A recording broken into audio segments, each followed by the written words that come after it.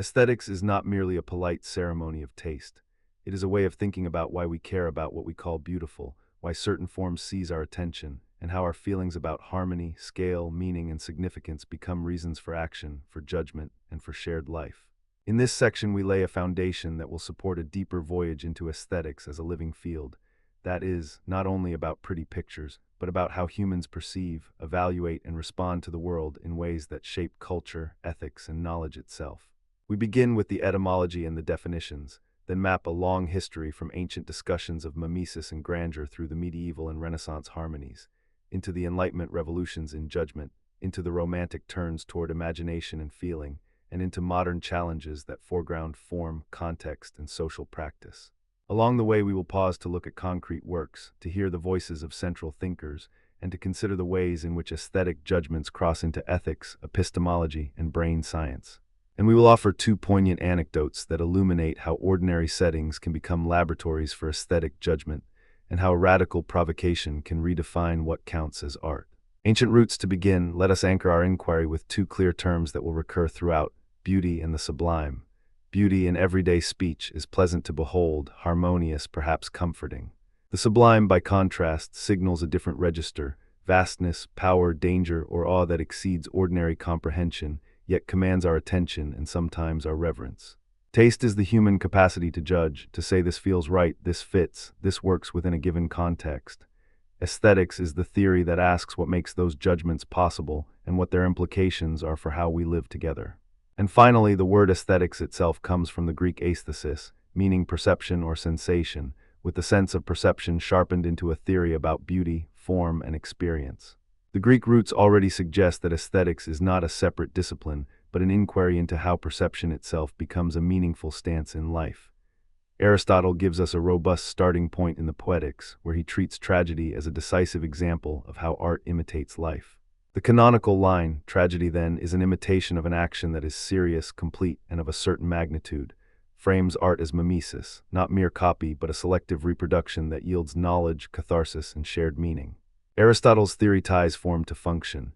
Unity of action, proper pacing, and the balance of the parts create a coherent whole that moves an audience toward recognition, pity, and catharsis. The beauty of such a work lies in its proportion, its order, and its capacity to reveal universal truths about human life through particular scenes. The aim is not to flatter the senses with mere ornament, but to educate the emotions so that the soul sees virtue in action, sees how human beings act under stress, and comes to discern pattern, purpose, and consequence in the world. Close to Aristotle in spirit is Longinus, whose On the Sublime enshrines a different energy of expression. While Aristotle is concerned with the ideal tragedy of action, Longinus forges a theory of rhetoric that seeks to unleash power in language and thought. The sublime, for Longinus, is not a mere measure of prettiness or charm. It is a characteristic of greatness that arrests the audience, elevates feeling, and orchestrates an ascent of mind beyond prose's ordinary cadence. The sublimity of a line or an image emerges when the mind is carried to heights it might not otherwise reach, through bold ideas, powerful emotion, and an expansive cadence. Although translations vary, the core claim remains. Sublimity is a form of grandeur that, in the moment of reception, overwhelms the ordinary and expands the possibilities of what counts as human significance in discourse and art. In the medieval world, thinkers like Aquinas reposition aesthetics inside a theological framework of order, harmony, and transcendence. Beauty is not a mere property of objects, but a reflection of the divine order, an intelligible harmony among parts that mirrors God's own unity. In Aquinas and the later scholastics, beauty is partly about order, the arrangement of parts that makes a thing intelligible, proportion, the right fit of form to function, and integrity, the complete, undiminished wholeness of a thing. The medieval conversation, then, binds aesthetics to ethics and metaphysics. Beauty signals how things ought to be, how birds sing within a cosmos that has a shape, and how human creatures participate in that shape through contemplation, virtue, and rightly ordered desire. Art and architecture become vehicles for making visible that order, whether in the circles and arches of cathedrals or in the gentler harmonies of manuscript illuminations. The medieval's insistence on order and harmony does not reduce beauty to feeling alone. It anchors perception in a teleology, an orientation toward the good. The Renaissance returns aesthetics to the human observer as observer and creator in a more explicit way. The revival of classical proportion and the reappraisal of human agency bring the observer into direct relation with works of art and nature alike. harmony, balance, and proportion are not simply mathematical truths, but sensibilities that scholars, patrons, and artisans cultivate as a shared discipline. Leonardo da Vinci's Mona Lisa is perhaps the canonical illustration of these Renaissance concerns. The portrait embodies harmony in its subtle chiaroscuro and sfumato, a unity of form that seems to hover between presence and mystery. The painting's ambiguity, the slight smile that both invites and resists interpretation, exemplifies how harmony can coexist with openness to multiple meanings. Beauty here is not a fixed prescription, but a dynamic equilibrium between order and surprise. It invites a viewer to linger, to interpret, to reevaluate one's expectations about what a portrait can do. The Mona Lisa thus serves as a touchstone for a long-standing claim about aesthetics. Beauty is not a simple gratification. It often carries a cognitive charge, compelling attention and inviting ongoing interpretation. In the same arc, early modern thinkers begin to separate aesthetic response from mere utility, while also acknowledging the social life of beauty. The Renaissance and beyond see beauty not only in art objects but in structures, systems, and practices that order human life: cities, palaces, gardens, churches.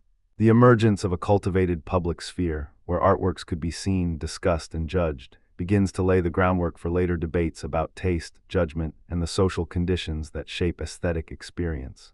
The way a city organizes space, its squares, its galleries, its public statues, becomes a theater for taste, a place where citizens learn to recognize beauty and, crucially, to argue about what counts as beautiful, good, or meaningful.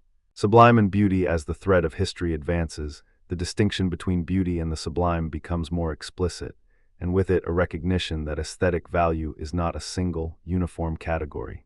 Beauty in its classical sense tends to be associated with order, proportion, and agreeable, consoling form.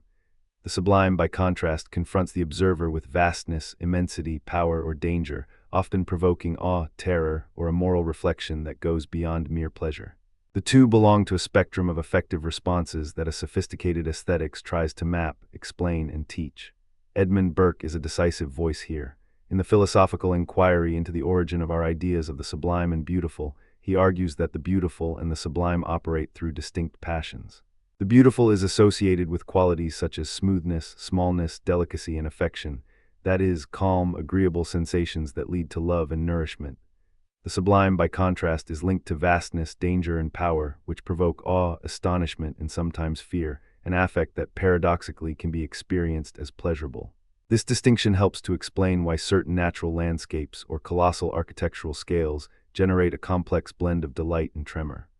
The sublime, for Burke, is an effect of arousing the mind by ideas of infinity and power that surpass ordinary comprehension, and it is experienced through the body as an intensified, even overwhelming, sensation. Immanuel Kant deepens the project in a different key. In the Critique of Judgment, he suggests that judgments of beauty are not simply about preference. They claim a kind of universality, a sense that others should agree with the evaluation, even though the object is not conceptually fitted into a determinate category. Beauty is thus experienced in the free play of the faculties, the imagination and the understanding, without reliance on a determinate concept. Aesthetics, for Kant, is a moral and cognitive discipline. To appreciate beauty is to exercise a form of disinterested judgment, to stand back from wishful desire, and to encounter form for its own sake. The sublime, in Kant's hands, remains a theater of reason facing the limits of reason. The mind encounters magnitude that cannot be fully captured by the categories of thought, yet through this encounter it asserts its own power to think and to endure. The sublime thus becomes a test of the rational self, not merely an emotion. Two anecdotes illuminate these ideas in concrete life. The first is a quiet scene from Kant's study. Imagine a small, sunlit room in Königsberg, a table strewn with papers, a steady routine of reading, writing, and walking in a garden that offers no spectacular view but endless, patient observation. In that disciplined setting, Kant supposedly cultivates his aesthetic judgments, perhaps discovering in the texture of a leaf or the cadence of a paragraph a form of pleasure that is universal and disinterested. The second anecdote springs from the art world's shock to conventional boundaries. Marcel Duchamp's Fountain, submitted to an exhibition in 1917, a porcelain urinal signed with a pseudonym, submitted as a work of art. The piece, a ready-made removed from its usual function, provokes a radical reconsideration of what constitutes art, and by extension, what counts as beauty or the sublime in modern life. In one moment, a philosopher in a study and a bathroom fixture in a gallery together challenge the idea that beauty, taste, and artistic authority are secure. The important point is not whether we like the objects more or less, but how quickly our categories, the beauty of form, the status of the artist, the norms of display, are destabilized by a provocative act that asks us to rethink the social conditions of aesthetic judgment. Two counterarguments arise naturally here. First, the claim that judgments of beauty are universal is contested. Across cultures, communities, and historical periods, what counts as beautiful can vary dramatically, and this variation cannot be fully absorbed by a single normative standard. The claim of universality can seem to rely on a particular, often Western-centric, idea of harmony or proportion. The second counterargument concerns power and education. Taste does not float freely. It is cultivated within social structures of class, education, and power. The salons, the museums, the academies, the galleries, these institutions shape who speaks with authority about beauty and what counts as tasteful. The art world has long been entangled with social hierarchies, patronage, and distinction. If beauty and taste are socially produced, what becomes of claims to objective judgment? These two counterarguments do not render aesthetic theory meaningless. They force a more nuanced account. Beauty and taste are neither purely universal nor purely social, but are negotiated within historical and cultural contexts.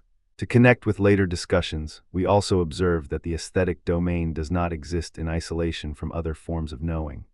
The discipline of ethics wrestles with how beauty relates to virtue and the good, or how art can move us toward or away from moral reflection. Epistemology raises questions about aesthetic knowledge. How do we know what we know when we see a painting or hear a musical phrase? Do we rely on trained perception, cultural coding, or something else? Cognitive science opens another route, the field of neuroaesthetics, which investigates how perception, emotion, and cognition interact when we experience beauty or the sublime, asking questions about neural correlates of appreciation, this free play Kant described, and how context shifts responses. Aesthetic experience, in this view, is not merely a moment of failing. It is a site where perception, emotion, memory, and social meaning intersect, with implications for education, therapy, design, and public life. Enlightenment revolution. The Enlightenment reframes aesthetics as a discipline that can be argued about with clarity, consistency, and methodological seriousness. Two of its most influential voices, David Hume and Immanuel Kant, move the conversation from a focus on the object itself toward a focus on the subject's perception and the conditions under which judgments arise. Hume's examination of the standard of taste introduces a pragmatic realism about human diversity of judgment, while insisting that there are higher standards that can guide cultivated discernment. In his famous essays, Hume argues that beauty exists in the mind of the observer rather than as a fixed quality in the object. Yet he does not claim that taste is entirely subjective or arbitrary.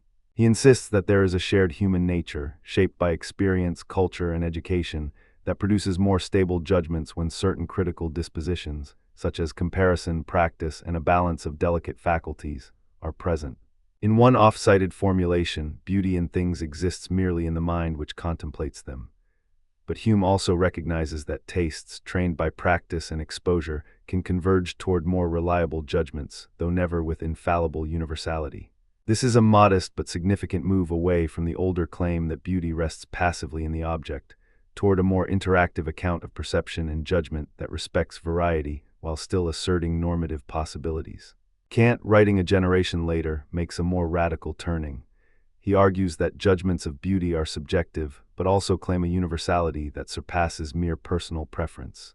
Beauty in Kant's schema arises from the free play of the imagination and the understanding in the absence of a determinate concept.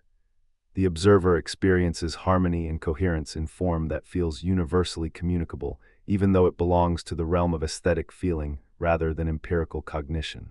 The critical feature is disinterestedness. The observer is not calculating the object's usefulness or personal gain. Instead, the experience is self-contained, a contribution to a shared, rational conversation about what counts as tasteful.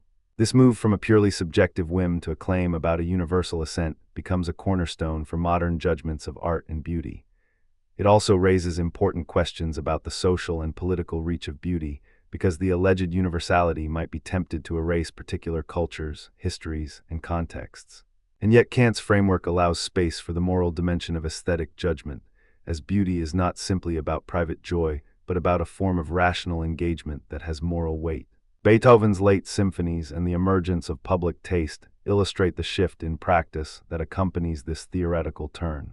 The late works, opuses 125 and beyond, push the boundaries of form, harmony, and thematic development in ways that require listeners to cultivate new listening habits, just as Kant was arguing that judgment requires a cultivated capacity to find order in complexity. These works become tests of the audience's ability to experience form as process, cadence as moral discipline, and emotion as something that can be sustained and elaborated across movements. The salon, the concert hall, and the museum emerge as social engines of taste, spaces where high culture circulates, educates, and legitimizes certain forms of experience as morally and intellectually worthy. The idea that taste can be taught, that audiences can be formed through institutions and shared training, becomes a persistent thread in Enlightenment and post-Enlightenment aesthetics. It is in these spaces that the connection between aesthetics and social practice begins to become explicit. Art does not simply exist for private happiness. It mediates public life by shaping what communities value, how they see themselves, and how they inhabit time. Romantic and modern shifts, the Romantic horizon expands aesthetics beyond a catalog of forms to a drama of imagination, feeling, and self-fashioning. The Romantics insist that beauty is not only a matter of proportion or universal harmony, but a function of inner life, of feeling given shape through language, image, and symbol. William Wordsworth, in his preface to Lyrical Ballads, captures a core Romantic claim about beauty in poetry. Poetry is the spontaneous overflow of powerful feelings, which takes an inward reality and renders it in outward form so that others may feel it too. The emphasis on spontaneity and inward experience shifts attention away from the closed, fixed order of the antique ideal toward a living, evolving relationship between mind, nature, and language. The beauty of nature is not just its external form, but its capacity to awaken the mind, to transform perception, and to call forth memory, emotion, and moral reflection. Samuel Taylor Coleridge teaches a nuanced governance of imagination. In Biographia Literaria, he famously describes the willful or willing suspension of disbelief, a methodological stance that an audience adopts when encountering art so that the work's world can become real for a moment. The imagination, he argues, works best when it can harmonize with the faculties of judgment, enabling us to experience unity and coherence even when the mind knows that the world in the poem, or the painting, or the symphony is not literally what it seems.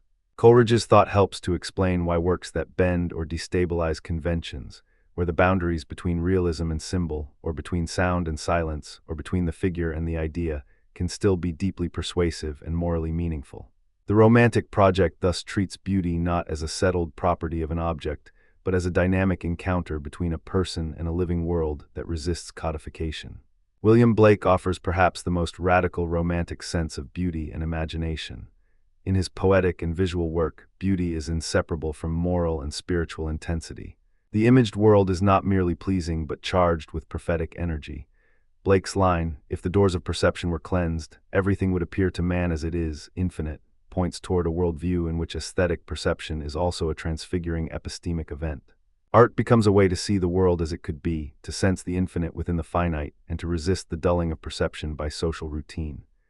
That conviction that beauty is a form of revelation and transformation reorients aesthetics toward not only how we judge but how we live, how we resist cynicism, and how we imagine ethical possibility in daily life. Two guiding examples illuminate Romantic modern shifts. First, Beethoven's late symphonies again illuminate form as vehicle for emotion and thought in a new key. The later works stretch conventional structures and invite listeners into extended processes of listening, where development appears as an ethical discipline, a patient, attentive, almost ascetic listening that invites commitment and endurance. The second example concerns the birth of public art spaces, the salon and the museum. These institutions become laboratories for taste in modern life, not simply repositories of objects, but spaces where citizens gather to deliberate about art's meaning, to contest hierarchies, and to experiment with new modes of seeing. The salon, often hosted by figures like Madame de Staël in Paris or the English literary circles of the Regency, becomes a social engine for taste that blends conversation, sociability, and critical debate. The museum, as a space designed for public encounter with artifacts and art objects, becomes a democratizing engine of culture, but also a site where power and classification operate, where how one is allowed to view and evaluate art can reflect and reproduce social distinctions. Two counterarguments deserve explicit attention here as well. First, if Romantic and modern formal experiments suggest a universal voice of feeling and imagination, critics have pointed out that such claims may be used to exclude or marginalize other forms of experience. The glittering, solitary inward gaze that the romantic hero embodies can obscure the social and historical conditions that shape perception, and its emphasis on the artist's inner life can appear to downplay communal or collective dimensions of aesthetic life. A second counterargument concerns the relationship between taste and power. The institutions that legitimize taste, salons, academies, museums, are embedded in social hierarchies and economic interests. The notion of an autonomous, elevated aesthetic subject can hide the ways in which cultural capital, education, and class position shape what counts as art and who gets to decide. These concerns push us toward a more nuanced view. Aesthetic judgment is not a purely inward, apolitical activity, but a practice that is always imbricated with social norms, political structures, and economic power. The romantic celebration of imagination must be read alongside social critique, and the modern turn to form and context invites us to examine not only the beauty of a work, but its social consequences. Beethoven's late works and the social life of art underscore this double movement: beauty as form and content that require communal engagement, and the museum and salon as spaces where such engagement can be cultivated or contested. The romantic insistence on the power of imagination to transform perception and life finds a modern echo in later experiments with multimedia, installation, and performance art, where context, not only content, modulates aesthetic experience. The shift toward context acknowledges that aesthetic experience is inseparable from the conditions of reception. The gallery lighting, the surrounding architecture, the presence of other viewers, and even the social rituals surrounding the work all contribute to what the work means. The modern turn to context thus broadens the scope of aesthetics from a focus on form and feeling to a thorough investigation of how environment, social power, and discourse participate in making meaning. Modern challenges the 20th century and the contemporary moment intensify the questions: what counts as art, what counts as beauty, and what does it mean to judge aesthetically in a world saturated with images, sounds, and digital networks? This is a moment in which two threads are especially prominent: the turn toward form and technique, and a bold rethinking of what it means for art to exist in social life. On the one hand, we see a stress on the autonomy of form, the self-referential logic of art that pushes conventional boundaries in literature, music, and visual art. Abstract painting, minimalism, conceptual art, and new media practices present a challenge to traditional standards of taste, urging viewers to cultivate new habits of perception and to attend to the conditions of art's production, not merely its finished appearance. On the other hand, art becomes inseparable from social critique and public life. The spaces of public art, museums, galleries, national or municipal collections, and street-level installations become sites of political education, debate, and protest. Art is a form of social practice, capable of shaping public opinion, challenging power structures, and enacting new ways of seeing and being together in a shared world. Consider Duchamp's fountain again, this time as a crucible for modern challenges. This act of placing a urinal in a gallery is not a denial of beauty as such, but a challenge to the traditional gatekeepers of taste and to the assumption that art must be handcrafted, representational, or aesthetic in a conventional sense. The shock, whether one loves or despises it, forces a recalibration. Art rests less on the aura of a unique handmade object than on the context of interpretation, the artist's intention, the institutional frame, and the audience's response. The interpretation of such works across decades shows a vibrant, ongoing conversation about what counts as art and who gets to decide. The 21st century has added new layers to this conversation. Digital art, algorithmic generation, virtual reality, and interactive installations all demand new vocabularies for describing aesthetic experience and new theories about knowledge, perception, and value. In neuroaesthetics, researchers explore how the brain processes beauty and the sublime, how expecting novelty or surprise modulates our responses, and how social context and prior knowledge influence perception. These inquiries do not simply refine old theories, they multiply the doors through which we can approach beauty and art. Perceptual science, philosophy of mind, anthropology, and cognitive psychology contribute to a more integrated, interdisciplinary understanding of aesthetics. Two guiding prompts for expanding this subsection into deeper work would be as follows. First, consider at least two modern or contemporary artworks or practices, for example, a conceptual piece, a digital artwork, or a performance, and analyze how form, context, and audience interaction shape their aesthetic meaning. Include two concrete examples of how display, social setting, or institutional framing modulate the viewer's experience. Second, examine two major contemporary theories of art or aesthetics, neuroaesthetics and the anthropology of taste, and contrast their assumptions with Kantian and Humean approaches. How might these approaches converge, and where do they diverge in their accounts of beauty, taste, and the sublime? Finally, cross-reference ethics by asking, how does a work's beauty or provocation influence our sense of responsibility toward others, toward communities, and toward political life? What are the implications for education, culture, and public policy? Cross-references to ethics, epistemology, and cognitive science across all these discussions, the relationships among aesthetics, ethics, epistemology, and cognitive science deserve constant attention. The ethical dimension of aesthetic life asks whether beauty is morally neutral or carries moral weight, for example, whether art can cultivate virtue or desensitize us to cruelty, whether representations can reinforce or contest social injustice, and how aesthetic education contributes to the development of character. Epistemology in aesthetics asks how we know what we know about beauty or knowledge of the world through appearance. What is the status of aesthetic knowledge? How does perception become knowledge? And how do cultural and cognitive biases shape what we take as evidence of beauty? Cognitive science, or neuroaesthetics, investigates how perception, emotion, and cognition come together in the experience of beauty and the sublime, including how expectations, attention, memory, and context modulate aesthetic response.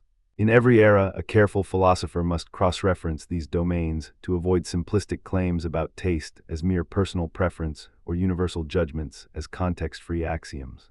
Instead, we can pursue a nuanced account in which aesthetic judgments are shaped by development, culture, and biology, and yet carry normative commitments and real cognitive consequences that influence education, public life, and personal growth. Two concrete examples from the modern era illustrate these themes. The first is the salon as public space evolving into a museum, as already described, where taste becomes a form of social practice with moral and political consequences. The second is the emergence of public sculpture and mural projects in city spaces, works designed to shape collective memory, civic identity, and social dialogue. These practices show that beauty, in a modern sense, is not merely a private encounter but a public matter, something citizens cultivate, contest, and harness for communal purposes. They illustrate the ongoing tension between the autonomy of aesthetic form and the social life into which such form is embedded. Quotes from primary sources to keep faith with the historical voices that shape these debates. Here are some short, representative phrases from primary sources, each chosen to illuminate a movement without pretending to a single, monolithic account. Aristotle, tragedy, then, is an imitation of an action that is serious, complete, and of a certain magnitude. This line anchors the Aristotelian conception of art as an intentional, structured imitation intended to evoke knowledge, emotion, and cognitive insight through form. Longinus, sublimity is the excellence of greatness in writing. The sublime, in Longinus's formulation, centers the power of expression as a vehicle for elevating thought beyond ordinary speech to reach the audience's deepest sensibilities. Aquinas, beauty, order, and harmony are reflections of the divine order. The medieval synthesis often rests on the idea that beauty aligns with truth, goodness, and rational form, a triad that invites human beings to participate in what is larger than themselves. Kant, beauty is that in terms of which the feeling of pleasure is universal without any concept. Or more precisely, that judgments of beauty arise from the free play of imagination and understanding, not from the utilitarian calculus of desire, and yet they insinuate a claim to universal assent. Hume, beauty in things exists merely in the mind which contemplates them. Taste is a form of subjective perception shaped by experience and culture, though it can be refined and harmonized through education and reflection. Burke. The sublime produces a passion of awe and astonishment, often linked to power, vastness, and even terror, which can be pleasurable in the right experiential frame. Wordsworth. Poetry is the spontaneous overflow of powerful feelings. The romantic emphasis on feeling, nature, and the mind's capacity to transform experience becomes a central axis for aesthetics. Coleridge. Willing suspension of disbelief. The artistic act requires the audience's release of ordinary critical constraints to engage a work's imaginative world, while still maintaining a discernment about its truthfulness or coherence. Blake, if the doors of perception were cleansed, everything would appear to man as it is, infinite. Blake's provocative claim invites us to imagine aesthetics as a portal to a larger, more capacious reality, a vision in which beauty and moral vision converge. Guiding prompts for expansion, ancient roots.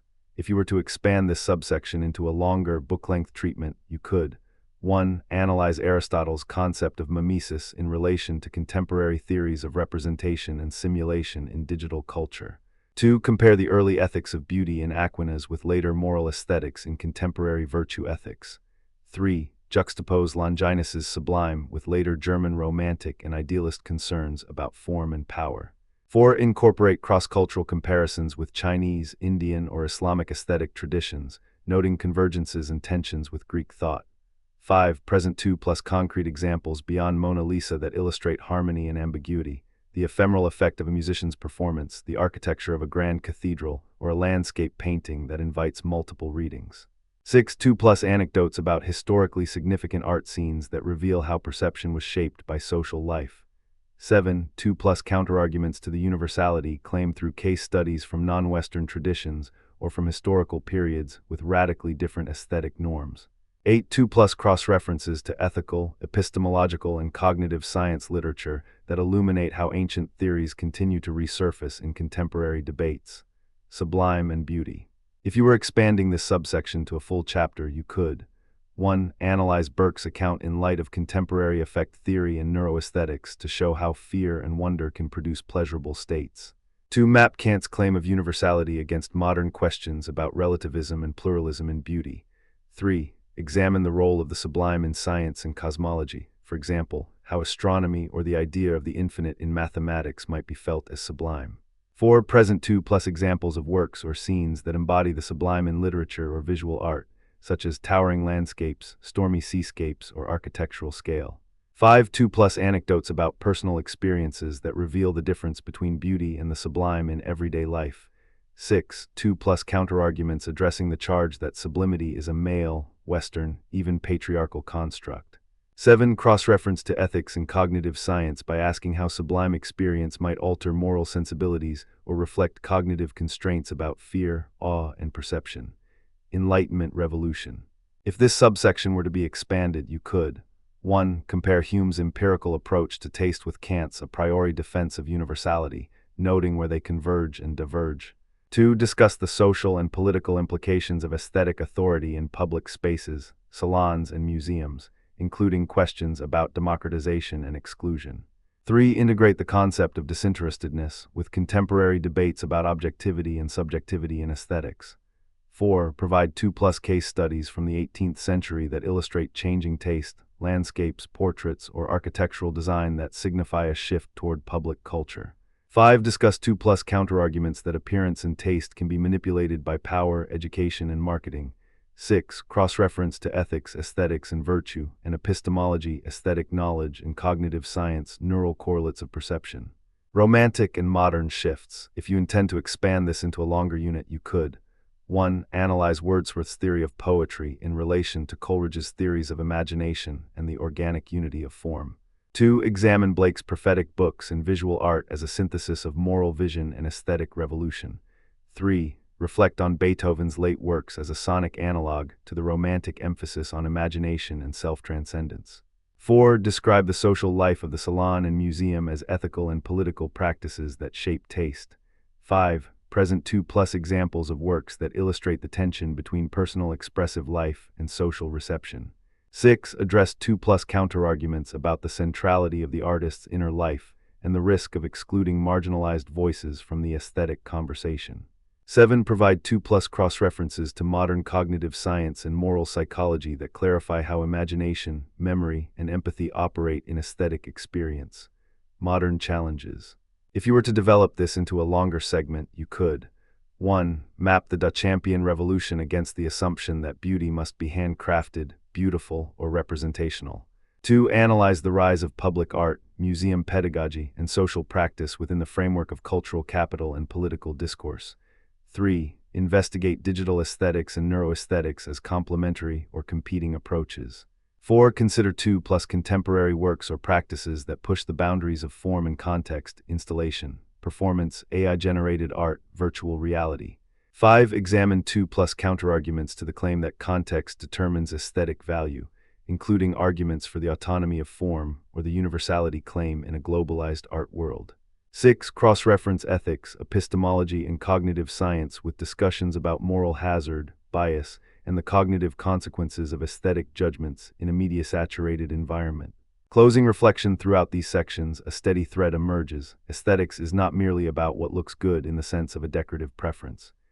It is a live discourse about perception, meaning, and social life, a discourse that connects private feeling with public judgment, momentary sensation with enduring understanding, and personal taste with shared culture. The judgments we make about beauty and the ways we understand the sublime reveal not only preferences but commitments about what kinds of forms count as significant, what kinds of experience deserve attention, and how we ought to live among others. The moment we begin to treat a painting, a piece of music, or a city square as an occasion for ethical reflection, we begin to see that aesthetics and life are inseparably braided. As we move forward into the deeper history to come, we will carry with us the threads traced here. The ancient emphasis on order and mimesis, the medieval integration of beauty with divine harmony, the Renaissance turn toward humanist proportion, the Enlightenment insistence on critical judgment in public discourse, the Romantic elevation of imagination and feeling, and the modern turn toward form, context, and social practice. We will continue to ask, how do our perceptual experiences substantiate what we claim to know about ourselves, our communities, and the world? How do beauty, taste, and the sublime shape our sense of virtue, knowledge, and life, individually and collectively? And how can we cultivate an education of the senses that respects difference, fosters empathy, and deepens our shared capacity to respond to the world with care and critical discernment? To prepare for the next segment, here are guiding prompts you can use to expand into a longer, more thorough exploration. For each subsection, propose 2+ concrete examples, 2+ anecdotes, 2+ counterarguments, and 2+ cross-references to ethics, epistemology, and cognitive science. In the ancient roots subsection, you might add a close reading of 2 or 3 representative texts, one Aristotelian, one Longinian, and one medieval, and a short comparison of how each text defines the relationship between form, pleasure, and moral meaning. In the sublime and beauty subsection, you could map Burke's and Kant's theories side by side, then test them against 2 counterexamples from literature or visual art that resist easy categorization as beautiful or sublime. In Enlightenment Revolution, you could analyze a public space or artwork from the late 18th century as a case study of taste formation, including a discussion of the role of salons, clubs, and newspapers in shaping a shared aesthetic.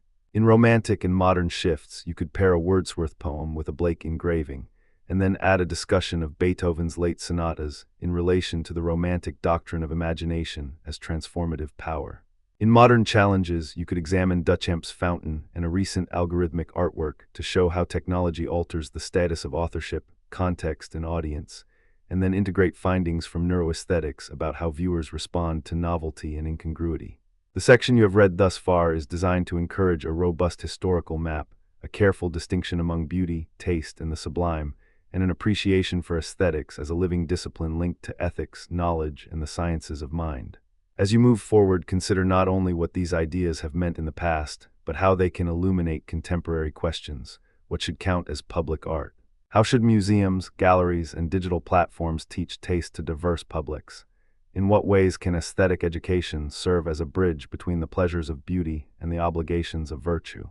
And how might neuroaesthetics, in dialogue with philosophy, help us understand not only what we find beautiful, but why our brains respond as they do, and what those responses imply about how we live together in a world saturated with form, image, and sign? Let us settle into the quiet, attentive space where aesthetics becomes a living conversation between our minds and the world we perceive. The topic today is the experience, judgment, and disinterestedness. It is not a dry catalog of theories, but a map of how we actually encounter beauty, how we decide whether something is good or beautiful, and how that decision can feel at once personal and universal. We'll move through origins and key figures, tease apart the delicate balance between imagination, perception, and emotion, and then turn to current empirical insights that many of us carry in our everyday lives: flow in music, immersion in film, the almost meditative focus that a contemplative landscape can provoke. Throughout, we will test ideas against real-world experiences, and we will listen for the threads that connect one thinker to another, even when their conclusions diverge. To begin, imagine listening to a quiet piano piece. The room is dim, the fingers touch keys with a precise restraint, and a thread of harmony moves gently through the air. There is a sense of ease, of form unfolding in a way that invites attention without demanding it. The music does not ask you to desire something, nor does it press you to take a stand about some moral or practical problem. It invites you to attend. The experience feels almost solitary in the sense that it is yours to have, yet it feels inevitable that you would share it with others, perhaps in the same way that you would share a common sense of color or proportion. This is not merely pleasure or amusement, it is a kind of concentration, a harmonization of attention, a moment where the mind's faculties come into alignment. Then, almost without warning, a question arises. Is this beauty for me, or is it for us, or is it something that can be held in common because it seems to respond to a form that rational beings recognize? The history of aesthetics is largely a conversation about that question, how experience becomes judgment, how judgment becomes shared or contested, and how the feeling of beauty could be both intensely felt and yet described as universal. The central issue we verged toward in that piano example is what Kant called disinterestedness.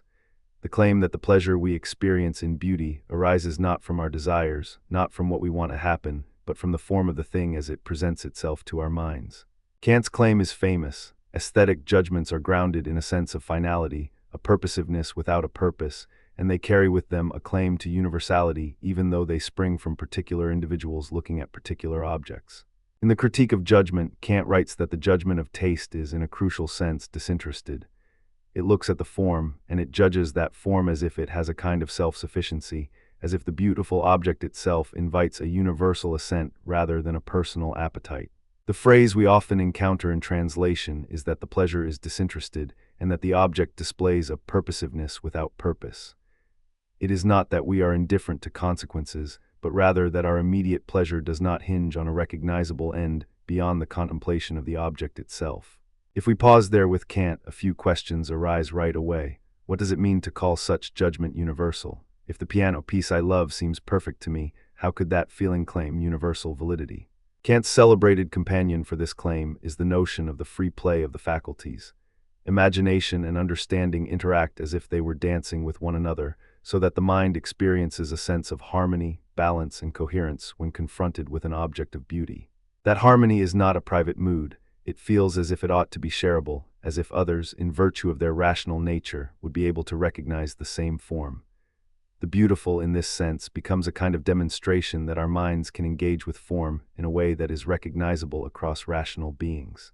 It is a curious achievement of philosophy and psychology at once, to claim there is something that feels uniquely ours, yet also universally accessible. Let us ground that claim by moving to the historical chorus around it.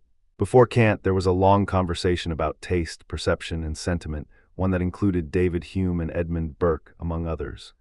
Hume, in particular, insisted that beauty exists in the mind that contemplates it.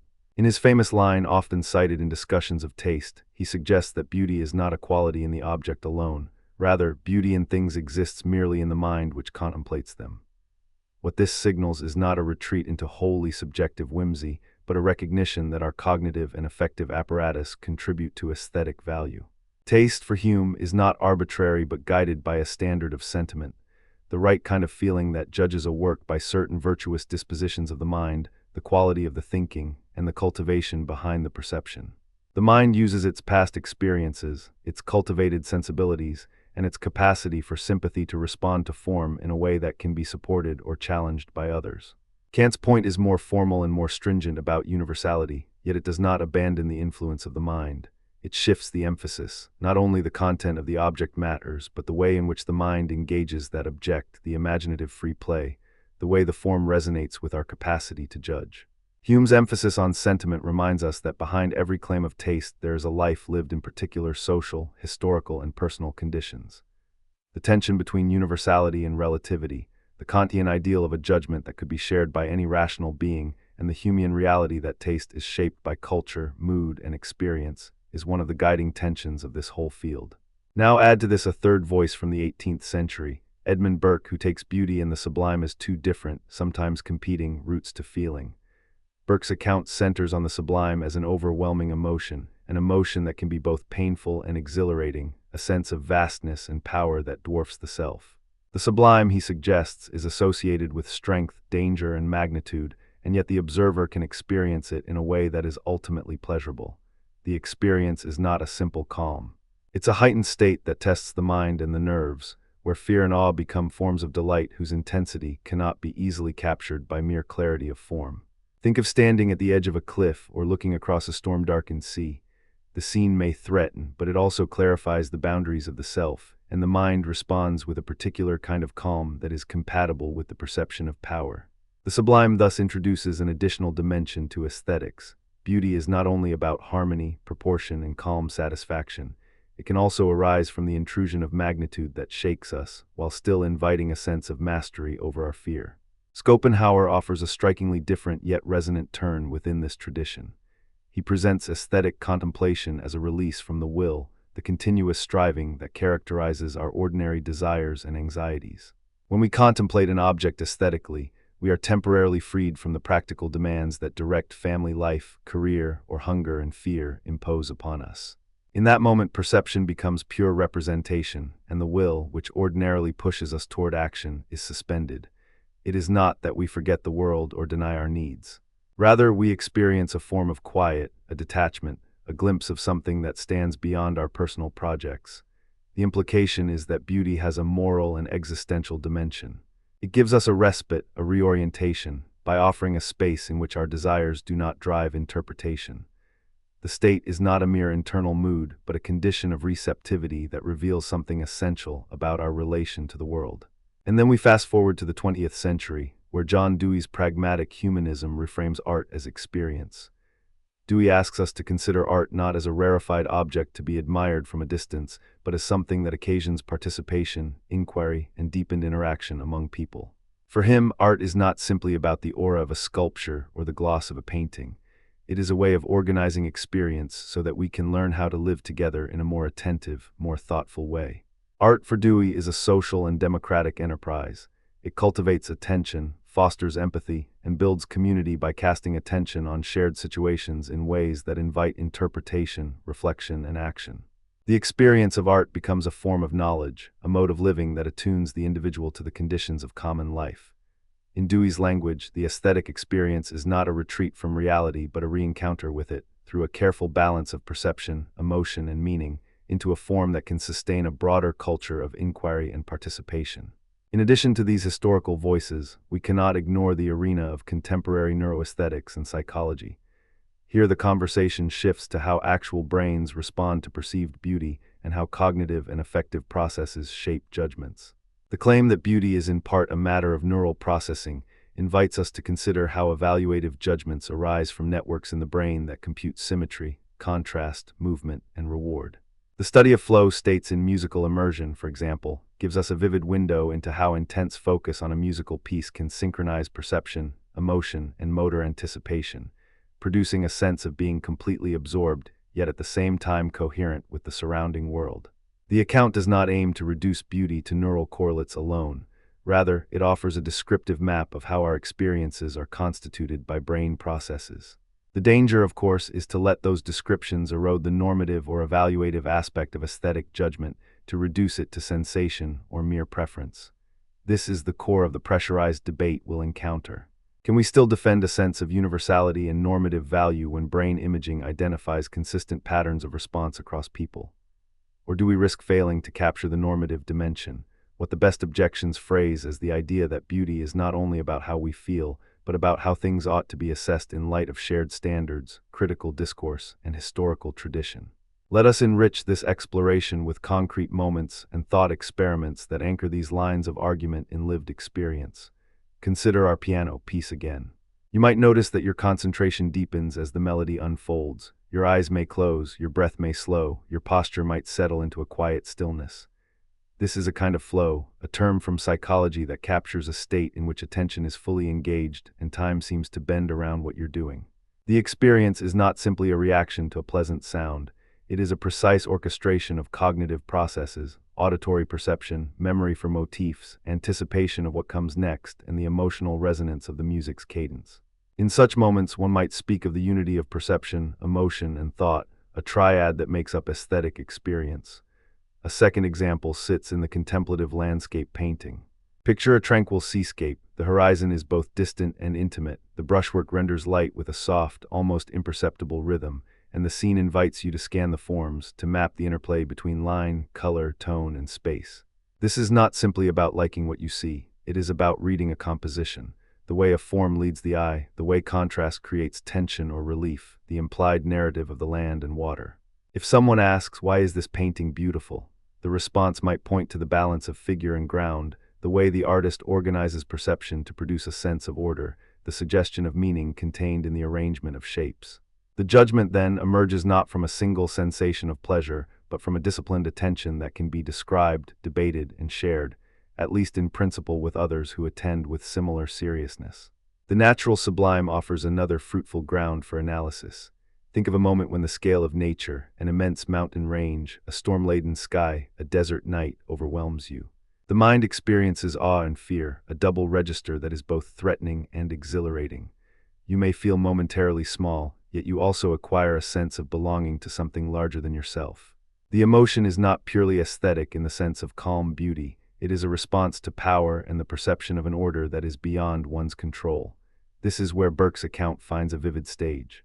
Vastness, danger, and continuity combine to create a unique affective state that invites both admiration and humility. Our judgments in such situations tend not to be about the object's form alone, but about the relation between the observer and the object, the sense that one stands before something that exceeds one's ordinary capacities.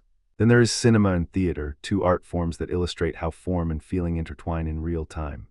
In a contemplative film scene, the camera might slow, the sound may drop to almost a whisper, and the editing will render a subject's inner life visible through outward cues, the tilt of a head, the glisten of a tear, the way light falls across a face as a realization dawns. The audience's response is not just emotional, it is cognitive too. We infer motives, timelines, and ethical stakes. The filmmaker does not simply produce sensation. The structure of the piece guides interpretation, invites sympathy, and shapes judgments about beauty, truth, and meaning. The experience turns into a shared performance, an invitation to participate in a common imaginative life, even as we preserve the difference between our own mental states and those of the characters on screen.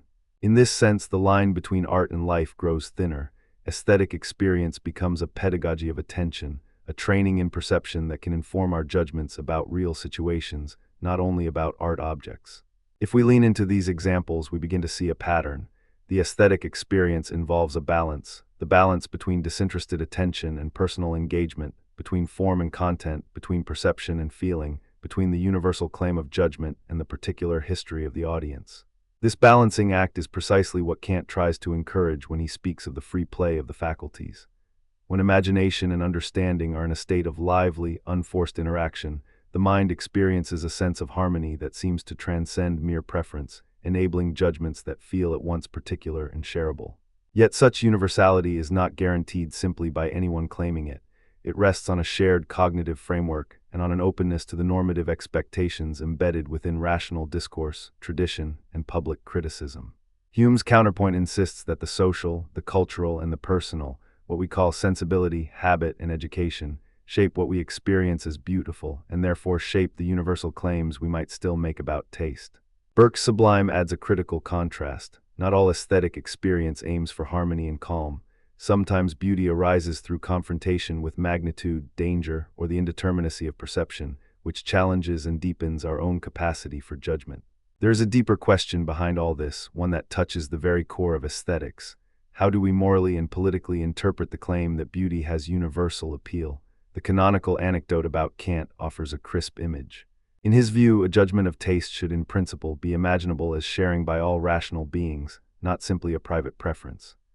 An often told anecdote is that Kant would insist that if a judgment of taste is truly valid as a judgment of beauty, it should withstand the test of cross-cultural, cross-temporal scrutiny because it rests on the form of the object as it appears to the mind's faculty of judgment. The anecdote is not simply about Kant's stubbornness. It's a window into a methodological commitment that the structure of perception and the structure of rationality must align in such a way that there is legitimate expectation of agreement, even if actual agreement turns out to be contingent or limited. It's a high bar, and it has generated persistent debates about the possibility and the limits of universal judgments in aesthetics. On the empirical side, we can see a complementary counterpoint, an anecdote from our own time, one that has the cautionary flavor of science meeting philosophy. Across cultures and across individuals, there are clear indications that taste can diverge widely. A melody that one culture luxuriates in may feel odd or even inaccessible to another. A color palette that seems harmonic within one tradition can appear garish or dull to outsiders who have a different training in color or an entirely different symbolic vocabulary. The point is not to dismantle the claim of universality so much as to remind ourselves that universality, if it exists, sits atop a bedrock of variation. The brain's reward circuitry, the cultural patterns of exposure, the emotional vocabulary a community uses to describe beauty, all of these shape what we recognize as beautiful. And that is precisely why the contemporary discussion, especially within neuroaesthetics, must hold a careful tension. We can describe robust cross-cultural patterns in neural responses to certain formal properties like symmetry or motion.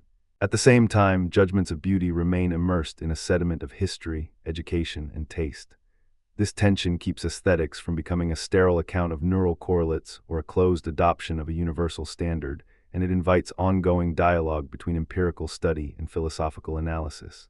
We now come to the crux of counterarguments that any serious pursuit of disinterestedness must address.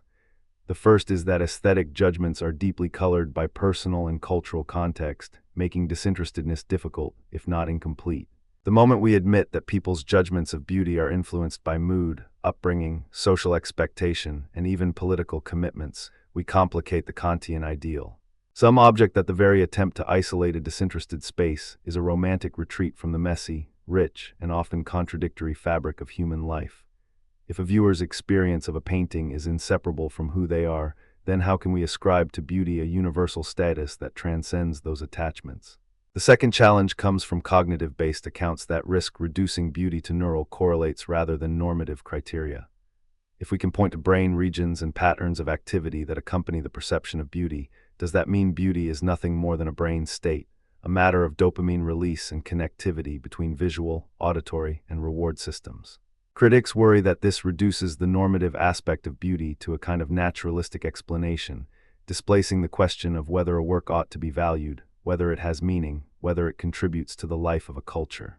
They fear that once beauty is domesticated by neuroscience, the sense of judgment that makes art meaningful in the public sphere, the role of critique, tradition, and argument becomes secondary.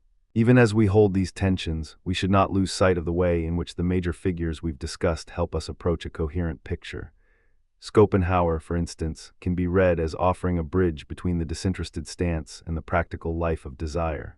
If the will, the drive toward action, desire, and the sustenance of life can be suspended for a moment in aesthetic contemplation, then we have a space where object, form, and perception can be evaluated without the raw pressures of need. That is a claim about the cognitive emotional architecture of the mind. There is a state in which it is possible to attend to the thing seen or heard in a way that feels almost like a pause from everyday life. In a sense, Schopenhauer gives us a clinical description of the experience Kant seeks to ground in universality, while also acknowledging that we do not live there all the time. We come back to the will, to our plans and obligations, to the rest of life, wiser perhaps for having taken a moment to stand still and look. Dewey pushes this line in a direction that ties aesthetic experience to democratic life. If art is experience, then the way we experience art matters not only for personal enrichment but for the cultivation of public life. The shared practice of attending to works of art, whether in a gallery, a concert hall, a street performance, or a community festival, can become a form of democratic education. It trains us to listen to others, to interpret others' experiences, to refine our own judgments in light of broader conversations, and to participate in the civic culture that makes a society capable of deliberation. In Dewey's account, disinterestedness is not the suppression of interest altogether. It is the right kind of participation in attention, a way of being attentive to a work so that it can become a resource for communal growth rather than a private refuge from society. Against this backdrop, we must also consider the present-day willingness to integrate neuroaesthetics with the humanities. The contemporary attempt to map the experience of beauty onto neural circuits is not a surrender to reductionism. It is a specific methodological claim. If our judgments have neural correlates, those correlates are legitimate objects of study, just as the social context and historical tradition are.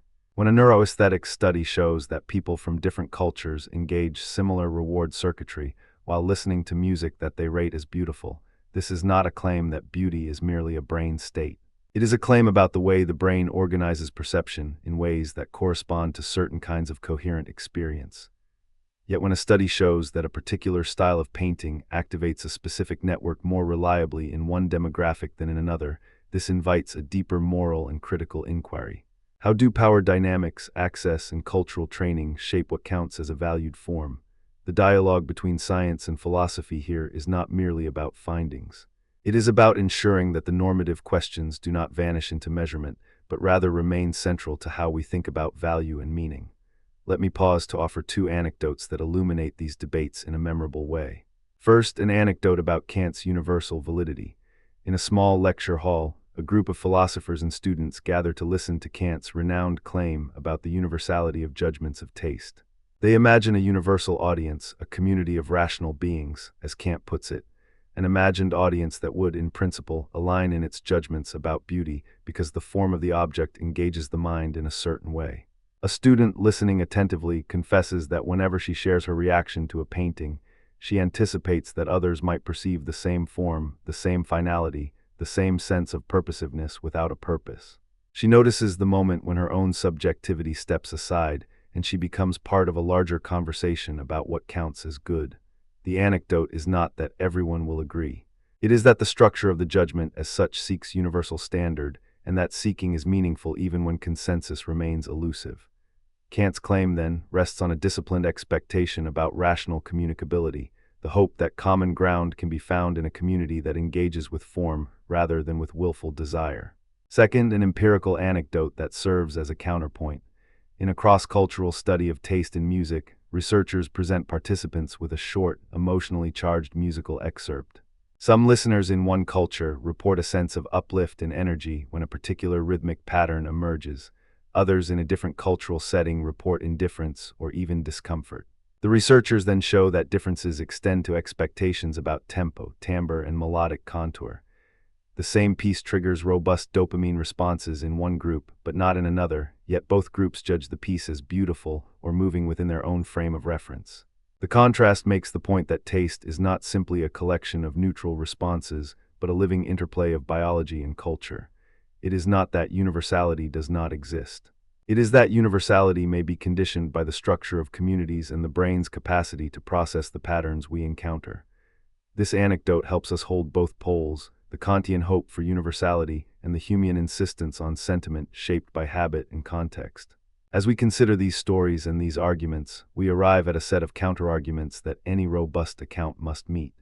The first counterargument is straightforward and provocative. Aesthetic judgments are deeply colored by personal and cultural context, which makes disinterestedness a difficult ideal to realize in any strict sense. If my mood, my upbringing, the social ritual surrounding an artwork, and the historical moment all sway my response, then how can I claim that my pleasure is disinterested, or how can I claim universality for my judgment? This objection is not simply about subjectivity. It points to a structural feature of perception and interpretation. We are always already immersed in a world that conditions what we perceive and how we value it. The second counterargument is the cognitive one that governs much of contemporary debate. If we ground aesthetic judgments in neural processes, if beauty is a product of brain activity, do we thereby strip beauty of its normative significance?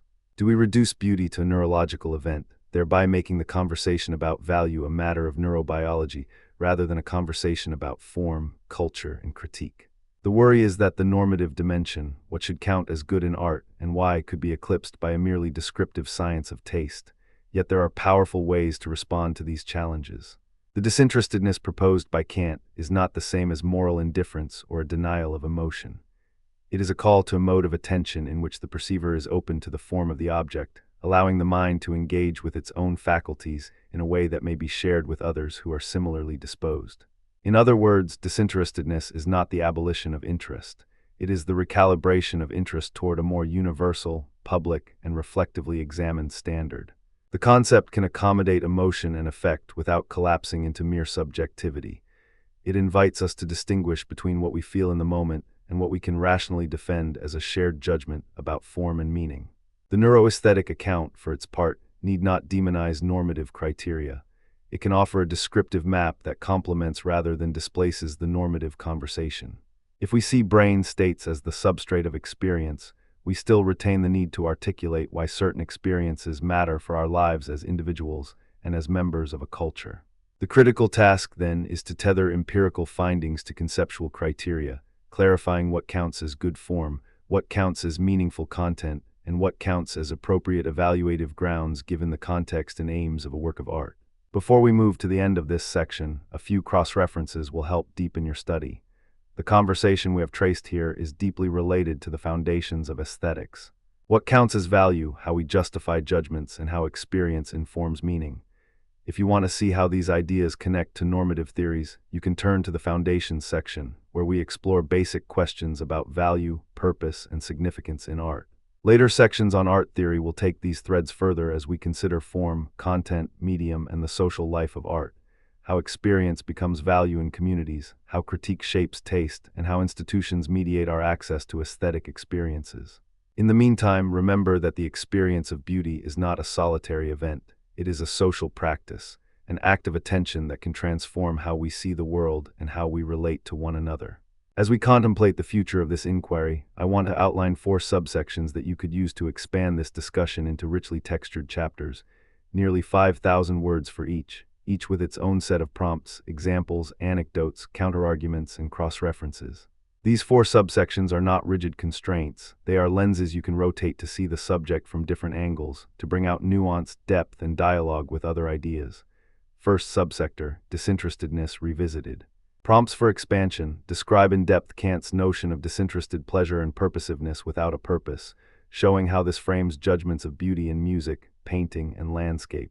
Include at least 2 examples, such as the quiet piano piece, the contemplative landscape, and a moment in film where form guides feeling without overt narrative instruction. Provide 2 anecdotes. One explicating Kant's universal validity, perhaps a classroom scene in which students imagine a shared taste landscape. Another showing the cultural variability of taste, perhaps a cross-cultural concert example. Present at least 2 counterarguments with careful responses. A. The disinterested stance is unrealistic in everyday life. B. The risk of isolating form from context. Cross-reference to Hume's sentiment and to Dewey's experiential approach, and show how disinterestedness can be integrated with social and democratic aims. Outline how this subsection would intersect with the foundations and with the art theory sections, emphasizing how experience supports value. Second subsector, emotion and cognition. Prompts for expansion. Analyze how emotion and cognition interplay in aesthetic judgments, using the examples of the piano, the landscape, and cinema to show how affective response and cognitive appraisal work in tandem. Include 2 anecdotes about real moments of aesthetic realization, such as a musician's deliberate cultivation of focus to enter flow during a performance, and a viewer's experience of emotional resonance upon recognizing a narrative pattern in a film. Offer 2 counterarguments. 1. Emotion overwhelms cognition, undermining objective judgment. 2. Cognitive accounts risk privileging abstraction over felt life. Provide cross-references to Kant's free play and to Schopenhauer's will suspension, and show how these threads converge in Dewey's view of art as a lived, participatory experience. Outline how this subsection would elaborate on the role of imagination, perception, and emotion, including cross-references to neuroaesthetics about how affective circuits contribute to aesthetic experience.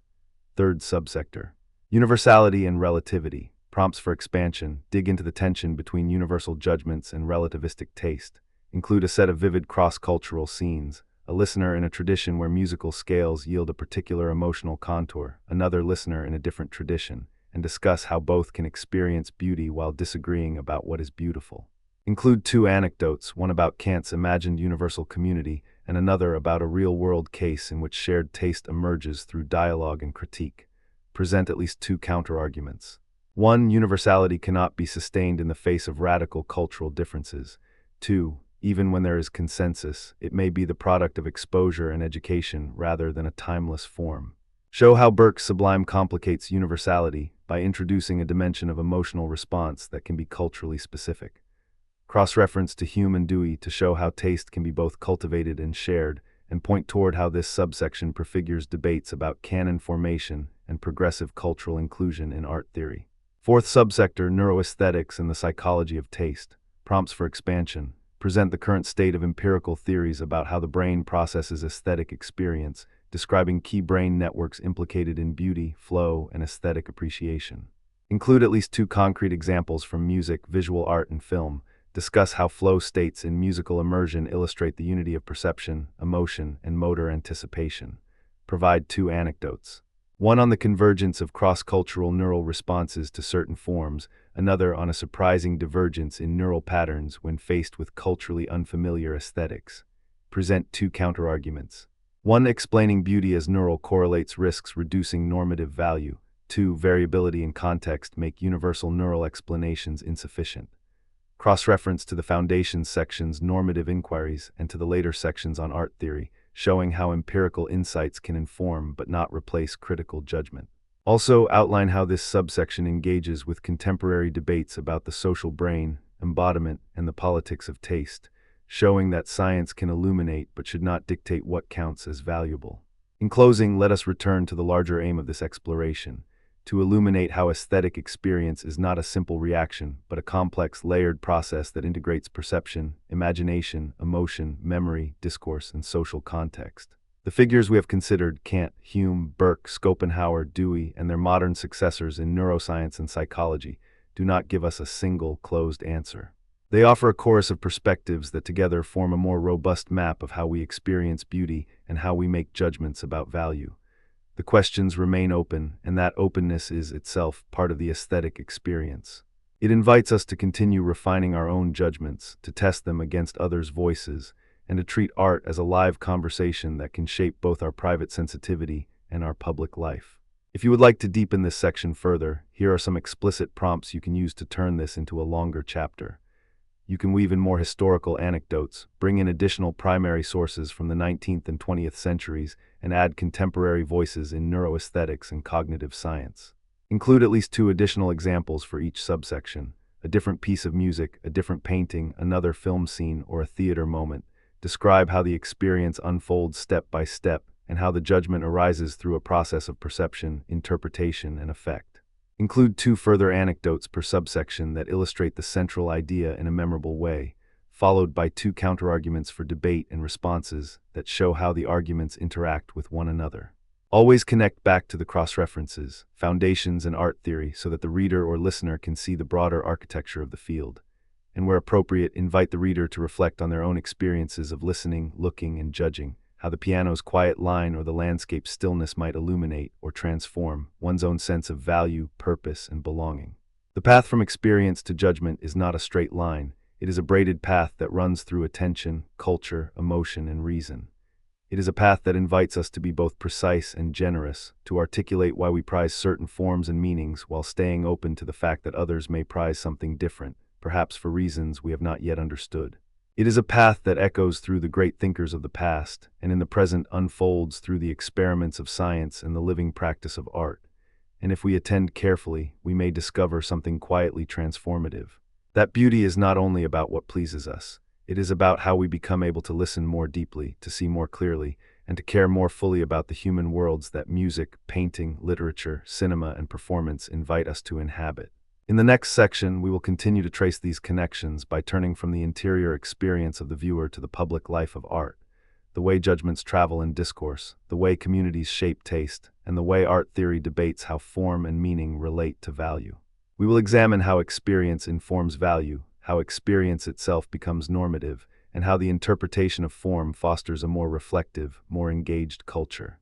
We will consider how the disinterested stance can be reconciled with communal participation, how imagination can be disciplined and yet free, and how universal claims can coexist with richly diverse experiences. The road ahead is long and exacting, but it is also rich with possibility, for it is through the disciplined practice of attending to beauty that we learn to attend more fully to life itself. The question of what art is and what gives it aesthetic value has dominated more than a few hundred years of philosophical conversation, and in this section, we are going to strand ourselves not with a single answer, but with 4 major families of theory that have tried to carve out a map of the terrain. Formalism, expression theory, institutional theory, and pragmatist phenomenological approaches form a kind of fourfold compass. Each points toward different kinds of anchors for value, form, and perceptual quality, the expression of inner life, social practices in the art world, and the experience and use of art in life. The aim is not to pick a single winner, but to understand where each theory gets its traction, what it must leave out, and how each can pull the others into sharper relief through contrast. As we work, we will return to a handful of anchor artworks: the Mona Lisa, Duchamp's fountain, Pollock's drip paintings, and a Picasso or a Warhol, to see how these theories fare when confronted by concrete cases that have repeatedly unsettled conventional criteria of art and value. And we will weave in anecdotes, historical moments, and primary source thoughts so you can hear the voices that have shaped these debates: Tolstoy in his own voice, Bell in his crucial terms, Greenberg in his push for medium specificity, Danto and Dickey in the institutional turn, and Dewey and Merleau-Ponty in their more experiential and embodied takes on art. First, a few words on origins and a quick sense of historical backdrop. Aesthetics, as a field, did not spring fully formed from a single manifesto. Its roots lie in an older sense of taste as a cultivated capacity, but the modern variants we're tracing begin to crystallize in the 18th and 19th centuries, when philosophers began to separate judgments of beauty from sheer utility, and when artists themselves began to challenge the boundaries of what could count as art. In the background loomed the ancient debate about mimesis, about art as imitation or representation, and the later turn to the idea that art is something with its own distinctive domain, form, expressive capacity, social life, or a certain kind of experiential engagement. The first theory families will discuss, formalism, expression, institutions, and pragmatist phenomenology, do not emerge in a vacuum. They respond to long-standing questions about perception, emotion, social authority, and use. They respond, too, to specific artworks that test the limits of our criteria. Let us begin with formalism, which centers the artwork's own internal properties, the way a painting arranges line, color, space, and rhythm, over content, purpose, or external factors. When we think of formalism in art, two names loom large: Clive Bell and Clement Greenberg. Bell's position takes as given that what matters in art is the form that elicits a distinct kind of experience in the spectator, the aesthetic emotion. In Bell's own phrase, which we can translate as a distillation of his stance. The significant form of a work of art is what awakens aesthetic emotion through its pure arrangement of lines, shapes, tones, and spaces. The form, in that sense, becomes the carrier of value. The exact wording is often cited in a condensed way. Significant form is what makes a work art by evoking an aesthetic response in us. The content can be incidental or even misleading. What matters is the arrangement of perceptual elements that produces the feeling of beauty in the viewer. In Bell's view, the perception of form is not simply a neutral seeing. It is an experience that stands apart from practical concerns, moral judgments, or narrative content. A work like Leonardo's Mona Lisa, examined through a formalist lens, becomes a study in composition, tonal balance, sfumato, and the precision of left-right relationships across the canvas, rather than a narrative about a woman's life or a moral parable. Greenberg takes formalism deeper into the modernist conviction. Art should be about itself, its medium, its own materials, and the way it communicates those materials to the viewer. In his relentless defense of medium specificity, Greenberg argues that the best art is the art that most clearly reveals the properties of its own medium, and minimizes any attempt to communicate outside that formal logic. In painting, for instance, that often means rejecting illusionistic depth, narrative overlays, and narrative reference in favor of flatness, edge, color field, and the decisive handling of paint as paint. The Mona Lisa, in Greenberg's terms, would become a case study in the endurance and limit of perceptual depth and tonal mass, where the viewer's eye lingers on the surface texture, the subtle modulations of light, and the painting's fixed plane, rather than on a supposed moral or historical truth about the sitter. Yet here we must pause and admit the tension.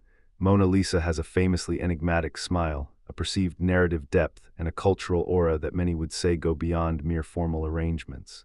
The question then becomes whether formalism can do adequate justice to the richness that these perceptual and symbolic cues provide, or whether it inevitably leaves something crucial out. To keep the conversation anchored, we should recall two pivotal artworks as touchstones for formalist critique and defense. Mona Lisa is a classic anchor for form. It repays close attention to the arrangement, the subtle gradations of tone, the way the sitter's gaze seems to reach beyond the frame, the subtle asymmetries that give the image its life. Duchamp's Fountain, by contrast, interrupts the very project of formalism by asking us to step back from the integrity of the painting's surface and to question what counts as art at all. Fountain is a porcelain urinal, signed R. Mutt, presented as a work of art. It intentionally disrupts the idea that art is defined by the qualities of form alone and invites us to think about intention, context, and designation as criteria that could reframe judgment. The formalist might respond by insisting that Fountain's formal properties are, in a sense, the wrong locus for analysis, or they might shift the focus to the art's formal reception in its time and how its form interacts with our conventions of display. But the point remains. Fountain forces a test of whether form and perceptual quality alone can carry artistic value in the absence of traditional craft, content, or aesthetic effect, and whether they can account for the way institutions and intentions reframe what counts as art. From here we can move to the counterarguments that arise naturally against formalism. First, formalism runs the risk of neglecting content, the stories, morals, politics, and social meanings that many artworks carry. A painting may look perfect in terms of composition and color, but if it fails to speak to any content that matters to viewers, or if it ignores historical context that makes sense of it, a formalist may allow the artwork to feel hollow. The Mona Lisa, under a strict formalist reading, could be admired for its compositional balance and sfumato, yet the bounds of its significance might feel narrow if the painting's enigmatic content, what it means, what it suggests about social relations, about a person who may or may not be the historical Lisa Gherardini, has too little to do with the form's immediate perceptual impact. And second, formalism risks disenfranchising the social and historical conditions that shape how art is valued and circulated. Greenberg's insistence on medium specificity, for instance, tends to generalize across contexts and can neglect how social power, markets, institutions, and cultural capital decide which forms are celebrated, promoted, collected, and canonized. The case of Fountain is instructive. If we insist on form alone as the locus of value, we may overlook the social and institutional questions its intervention raises about authorship, authorship's prestige, and the governance of what counts as art in the first place. If formalism is one pole in the landscape, expression theory is another. Expression theory proposes that art's core value lies in its capacity to express emotion, intention, or inner life, either of the artist or of the artwork's implicit meaning. Tolstoy is the most famous proponent here. In What is Art, he argues that art is fundamentally a vehicle for the transmission of feeling from one person to another. Art is a means of communication of feelings, Tolstoy writes, and this is a radical claim. It suggests that the function of art is not to mirror reality or to delight with formal perfection. Rather, it is social and moral in its aim, a bridge across minds. The emotional core is not merely a private mood. It is something art is designed to elicit in others. The implicit claim is that if a work fails to convey an emotion or a communicable inner life, its value as art is suspect or at least diminished. In practice, this leads to a test. Does the work succeed in communicating something that another person can recognize as a genuine emotional or intentional posture? The drama, the tension, the authenticity, these are the yardsticks. Consider the same Mona Lisa again, but now through an expressionist lens.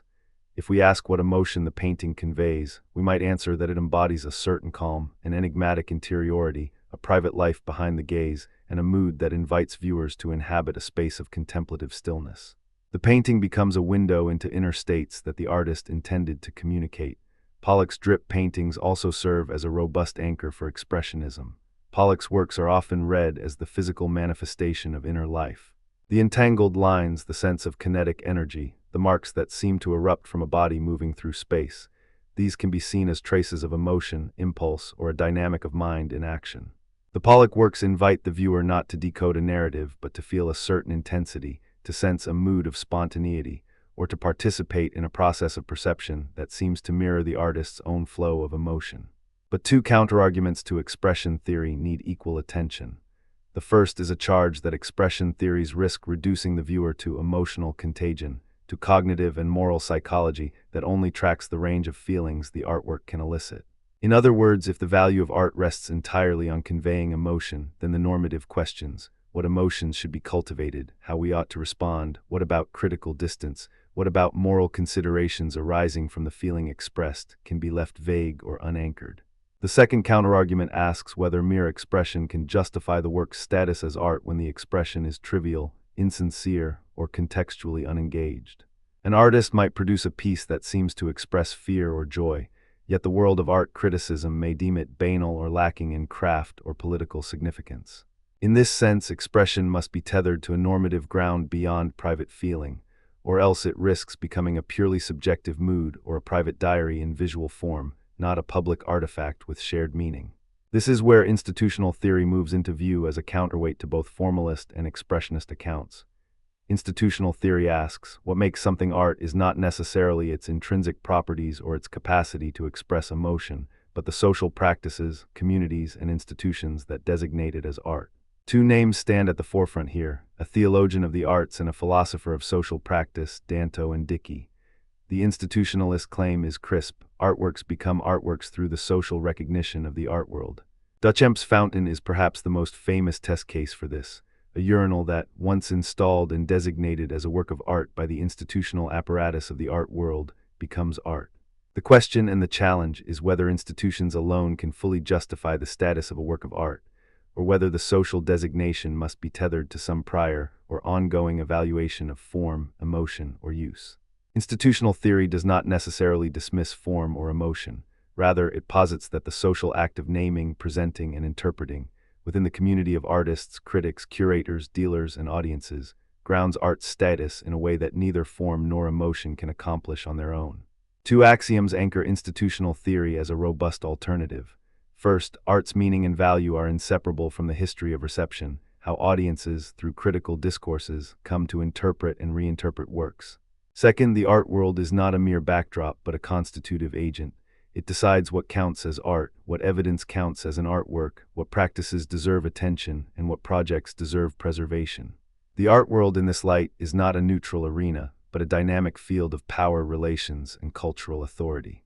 A formulation often associated with the institutional turn is that a work of art is something that would not count as such were it not for our social practices, our shared conventions about what counts as art, what it is to be made by an artist, how it should be displayed, and what counts as critical acknowledgement or aesthetic experience.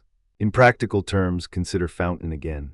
If we insist on form alone, fountain might be seen as a clever prank, a found object, a commentary on the status of art that collapses under critical scrutiny because it lacks conventional form. If we insist on emotion, fountain might be dismissed as a cheap trick that reduces aesthetic experience to a shock or rhetorical gesture. But if we insist on institutional criteria, fountain's status as art emerges as soon as the art world accepts it as such. It is collected, exhibited, discussed, and preserved as a work of art. The surrounding discourse, its provenance, the decision of juries, museum acquisitions, catalog essays constitutes its art status.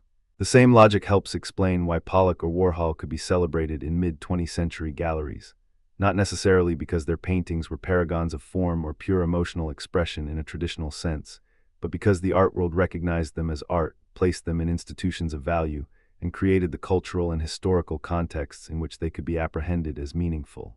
This institutional stance rests on two important counterarguments.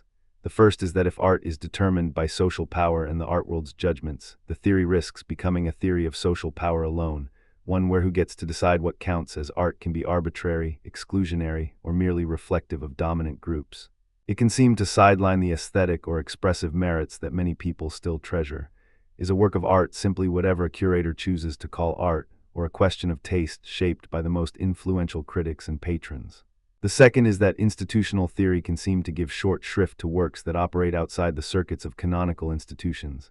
Outsider art, folk art, or works created in moments of political resistance under suppression, where the social power to classify as art may be constrained or absent. Does the status of art then become a privilege of the few, available to those who can gain entry into the art world's circles? The fourth family of theory, pragmatist and phenomenological approaches, emerges from a different intuition about value. Pragmatism, as a philosophical mood, emphasizes use, experience, and the social meaning of art within the living flow of human activity. John Dewey, whose art philosophy is distilled in his famous phrase "art as experience," anchors aesthetic value in the lived, shared, useful experiences that art enables. For Dewey, art is not merely to be observed in a museum. It is an event, a form of communal meaning-making that extends into daily life. The central claim is that aesthetic value is inseparable from experience, and that the significance of a work is often realized through use, through the way it engages audiences, and through the community's response to it. In this sense, art is not just about private emotion or elite display. It is a democratic, communal resource that opens up public's meanings and practices. Phenomenology adds another layer to pragmatism by focusing on perception and embodied experience.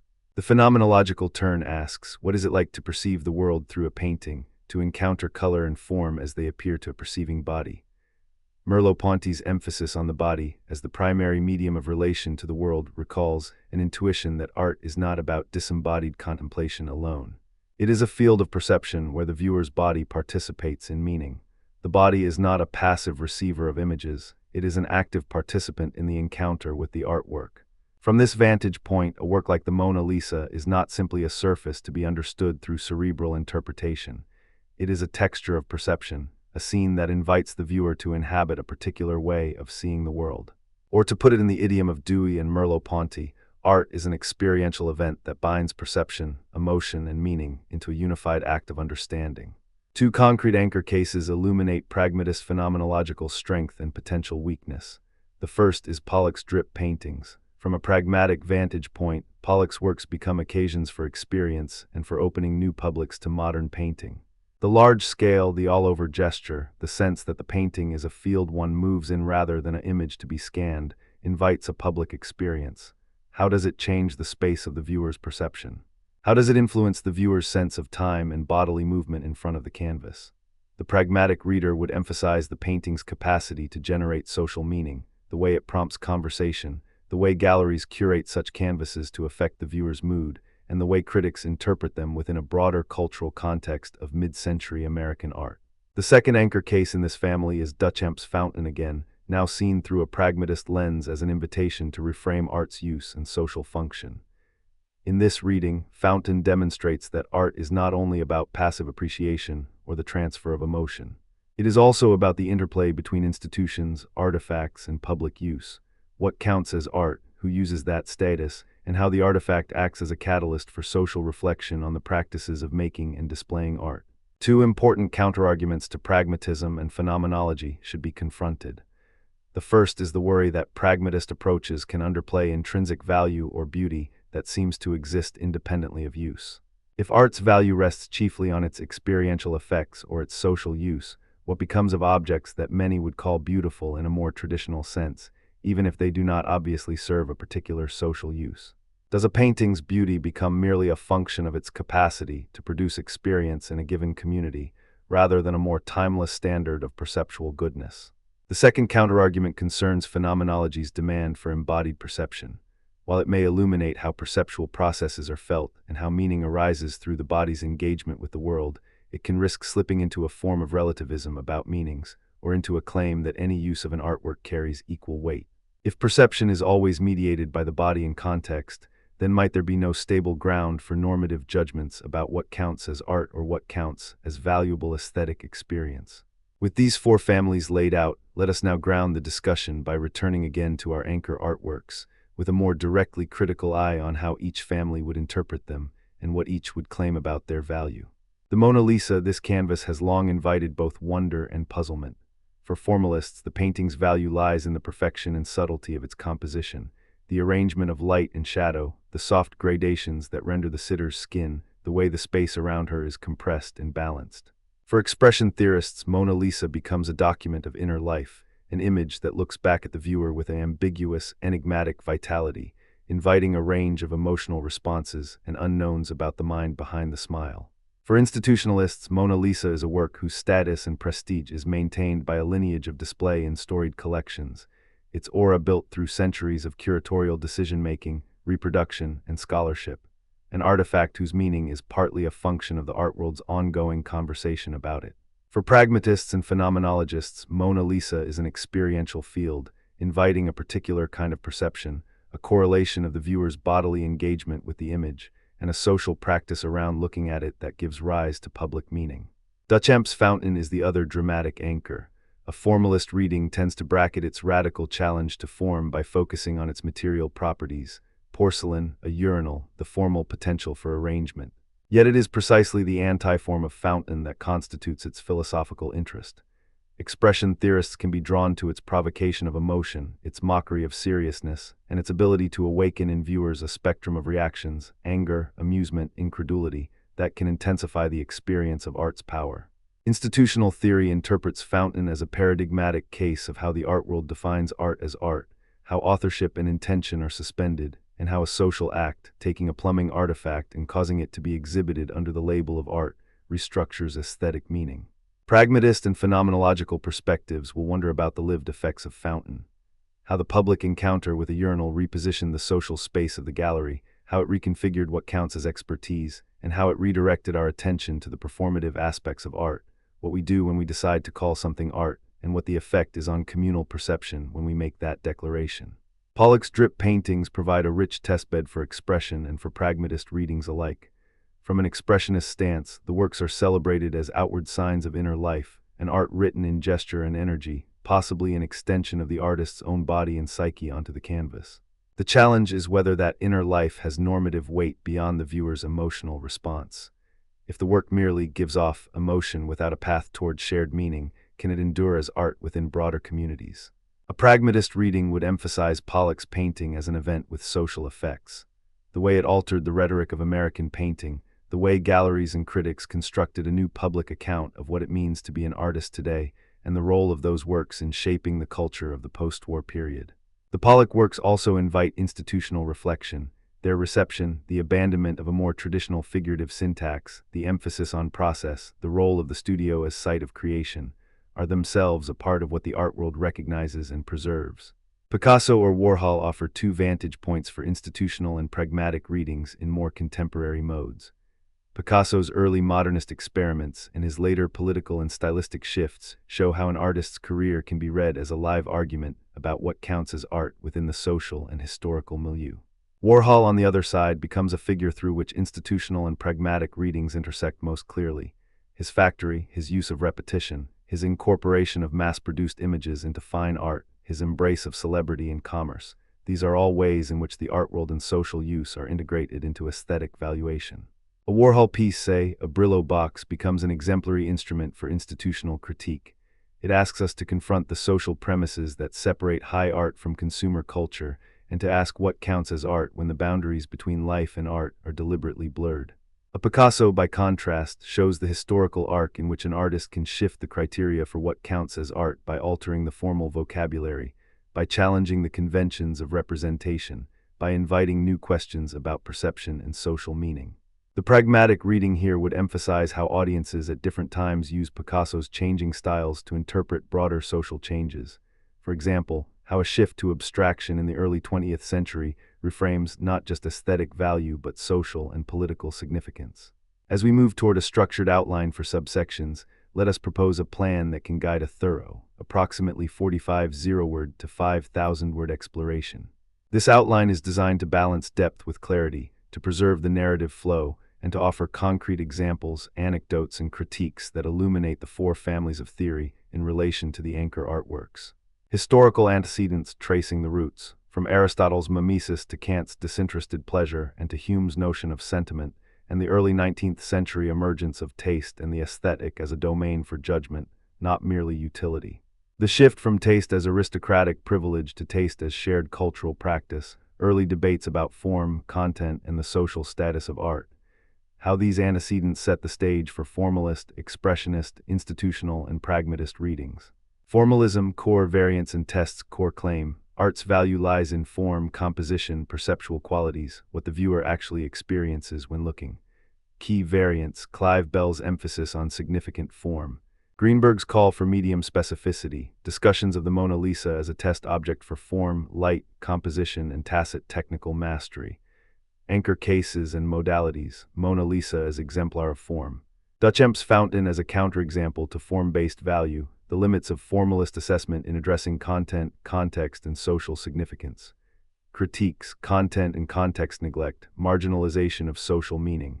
Risk of an aesthetic monoculture that excludes politics, ethics, or social justice. Two counterarguments. One, form can be a poor predictor of value when the work's content, politics, or social currency matters. Two, form without intention or use fails to account for how art functions in life. Cross-references, ethics, how form and content jointly contribute to moral meaning, epistemology, perception and knowledge via perceptual form, cultural theory, the politics of form and aesthetic norms. Anecdotes, Duchamp's Readymades as a practical scandal. Anecdote about a formalist gallery curator in the mid-20th century marveling at how formal criteria overlooked the broader provocation of the work. Expression theory. Core variance and tests, core claim. Art is the expression of emotion or intention. The value arises in the conveyance of inner life from artist to audience. Key figures, Tolstoy's explicit proposition that art communicates feeling. Collingwood's claims about art as expression of inner life and the absorption of experience into form. Contemporary expressionists who see art as a vehicle of psychic or ideological significance. Anchor cases and modalities. Mona Lisa as expression of interior life. Pollock's drip paintings as externalized emotion and energy. The ethical political uses of expression in art that claims to reveal or critique social conditions. The two main counterarguments. One, the risk of reducing viewers to emotional contagion or private affect. Two, the normative ground for evaluating expression remains underspecified without reference to form, community, or use. Cross-references, ethics, moral emotion, empathy, or sympathy aroused by art. epistemology, how expression relates to knowledge of the self or other, cultural theory, emotional regimes affect politics, anecdotes. Pollock's reception in mid-20th century galleries, expansive myth-making about the artist's intense bodily involvement with the act of painting, the public's oscillation between awe, confusion, and rejection in major exhibitions. Institutional theory, core variants and tests, core claim. Art is defined by social practices and institutions, the art world, rather than by intrinsic properties alone. The status of a work as art emerges from conferred authority through institutions and communities. Key figures, Danto's and Dickey's formulations, the art world as the determining authority. The fountain as a paradigmatic test case for the authority of institutional designation. Anchor cases and modalities, fountain's art status, Duchamp's ready-mades as institutional provocations. Warhol and Brillo boxes as demonstrations of institutional redefinition. Picasso's and other modernist shifts traced through institutional validation and canonization. The two main counter-arguments. 1. The heavy emphasis on power and social processes risks eroding a stable standard of value and discounting aesthetic or ethical judgments. 2. The theory may exclude the possibility of outsider or non-institutionalized works that nonetheless evoke genuine aesthetic significance. Cross-references ethics, who has authority to judge what counts as good art. Epistemology, how communities shape what counts as knowledge about art. Cultural theory, power, hierarchy, and the politics of aesthetic valuation. Anecdotes, Duchamp's ready-mades as a social act that redefined boundaries and authority in the art world. Pollock's reception and the mid-20th century gallery debates about what counts as serious painting in a changing market and cultural climate. Pragmatist and phenomenological approaches, core variants and tests, core claim. Art's value lies in experience, use, and the social meaning created through perception and communal life. The meaning of art emerges through engagement in life rather than through isolated contemplation alone. Key figures and ideas, Dewey's art as experience, the pragmatist insistence on use, function, and public meaning. Phenomenology's emphasis on embodied perception, the body's role in perception, and the lived experience of looking at art, with Merleau-Ponty as a fundamental voice here. Anchor cases and modalities. Mona Lisa as an experiential field where perception, gaze, and cultural interpretation converge. Fountain as a provocative test of how display and social context reframe perception and use. Pollock as a portal to the social life of art, how communities interact with a new grammar of painting. Warhol and Picasso as exercises in how social context and public use reconfigure meaning. The two main counterarguments: 1. Pragmatism risks underplaying intrinsic value or beauty independent of use. 2. Phenomenology's emphasis on embodied perception can threaten stable normative judgments about art by foregrounding contingent perceptual experiences that vary across bodies and cultures. Cross-references ethics, how values and practices in art influence moral perception or moral education. Epistemology, perceptual knowledge, and the way art furnishes new modes of knowing. Cultural theory, the use of art in shaping social identity and communal memory. Anecdotes, Pollock's mid-century gallery receptions revealing debates about the relationship between technique, emotion, and public taste. Duchamp's ready-mades and the gallery's response as a living laboratory for pragmatic meaning in art. Two pivotal cross-cutting test cases to carry through the whole discussion: the Mona Lisa as a test case for form and ambiguity. In formalist readings, the painting's value would be located primarily in the mastery of form, the delicate sfumato, the balanced composition, and the subtle interplay of light and shadow. In expression-focused readings, the portrait's enigmatic smile and the sitter's inscrutable gaze invite a reading that emphasizes inner life and the mysterious motion of human intention. Institutional readings attend to the painting's historical trajectory, its curation, its aura, and the social networks that have preserved and transmitted its reputation. Pragmatist readings emphasize the viewer's experience of looking, the gallery's framing, and the cultural use of such a canonical image in the formation of public meaning about beauty, taste, and cultural value. Duchamp's fountain as a challenge to conventional criteria of art and the role of intent. For formalists, fountain interrupts the usual criteria of form and crafts. Can a non-form object carry the status of art on the basis of its arrangement and appearance?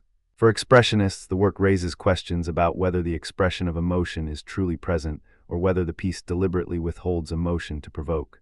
For institutionalists, the key is that the work's value is not intrinsic but conferred by the art world's reception, naming, and display.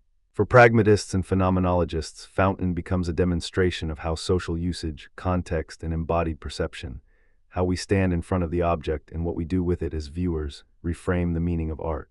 Historical anecdotes to deepen the texture, Duchamp's ready-mades, and the boundary-defying redefinition of art. The anecdote of Fountain's submission to the Society of Independent Artists in 1917, an institution that had proclaimed in advance that all works would be accepted, culminated in the rejection of Fountain by the jury, a decision that became a watershed in art history. The turn of the century's journals and letters show that the ready-made did not simply shock.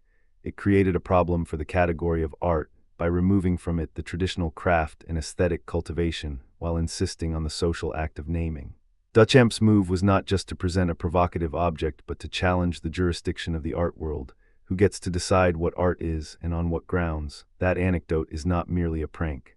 It is a test case in the power of social institutions to confer or withdraw art status.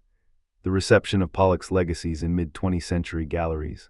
Pollock's drip paintings, when first introduced, were at once celebrated as a radical break from figurative norms and contested as a decline from craft and representation.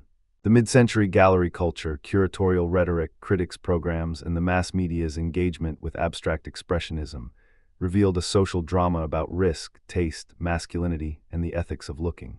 Harold Rosenberg's term, "the thing art does," and the broader discourse of action painting helped animate a public sense that Pollock was turning painting into a performance that invited the viewer to share in the painter's act in a physically and psychologically charged environment. The anecdotes here illustrate how work can become a social event, a conversation, a political moment, and a marker for shifting aesthetic values. They show how a single artist's practice can reframe an entire historical moment's sense of possibility, even if later critics would argue about the long arc of Pollock's influence. Two concrete examples to crystallize the cross-reference with other domains: ethics, aesthetics, and moral value. The perception of beauty often intersects with judgments about moral worth, social justice, and the ethical implications of the artwork's subject matter or its production. Tolstoy's theory explicitly binds art to effective communication, which has political and ethical freight. When art communicates a genuine moral sentiment, it has a special value. The conversation with ethical concerns here is deep. If the artwork's value rests on conveying moral emotion, what happens when the emotion is harmful, or when the social conditions of its production are oppressive? Does the art's moral valence transfer to our perception of its aesthetic value, or can a work of art with troubling ethical implications still be aesthetically compelling or important? The cross-reference to ethics invites us to examine art's capacity to shape moral imagination and to test whether aesthetic value can or should be independent of moral valuation. Epistemology, forms of knowing through perception. Formalism's emphasis on perceptual structure aligns with a certain epistemology of knowledge through sense experience and cognitive processing of form. Aesthetic experience, in this sense, yields knowledge about perception, composition, and the limits of interpretation within a given perceptual frame. By contrast, phenomenology foregrounds embodied perception as the source of knowledge about the world, expanding the epistemic field from the eye to the whole body's engagement with the artwork. The pragmatic emphasis on use, context, and communal interpretation expands knowledge into social cognition, how communities come to know art through shared practices, language, and institutions. Each approach offers a different account of how we know what we know in art, and they can be read as complementary rather than mutually exclusive. Cross-references to cultural theory, the social construction of value. Institutions and practices shape what counts as art and how it is valued. This dovetails with cultural theory's emphasis on power, discourse, and legitimacy. The way an artwork travels through museums, curators, critics, and collectors creates a public memory, a canon, and a network of meaning that can outlive individual works and individual intentions. The art world becomes a lens through which to see how culture organizes taste, authority, and difference. The politics of reception. The four theories each illuminate different political dimensions of art. Formalism can illuminate how power operates through aesthetic authority in the discipline of form. Expression theory can illuminate how art participates in emotional or affective education. Institutional theory foregrounds the politics of who gets to name, buy, and preserve what counts as art. Pragmatist phenomenological approaches foreground the democratic or public life of art and its potential to animate communities and debates about shared life. A concluding reflection on the four families, each theory illuminates a distinct facet of art's value. Formalism helps us recognize the beauty of arrangement, the discipline of craft, and the clarity of perceptual effects.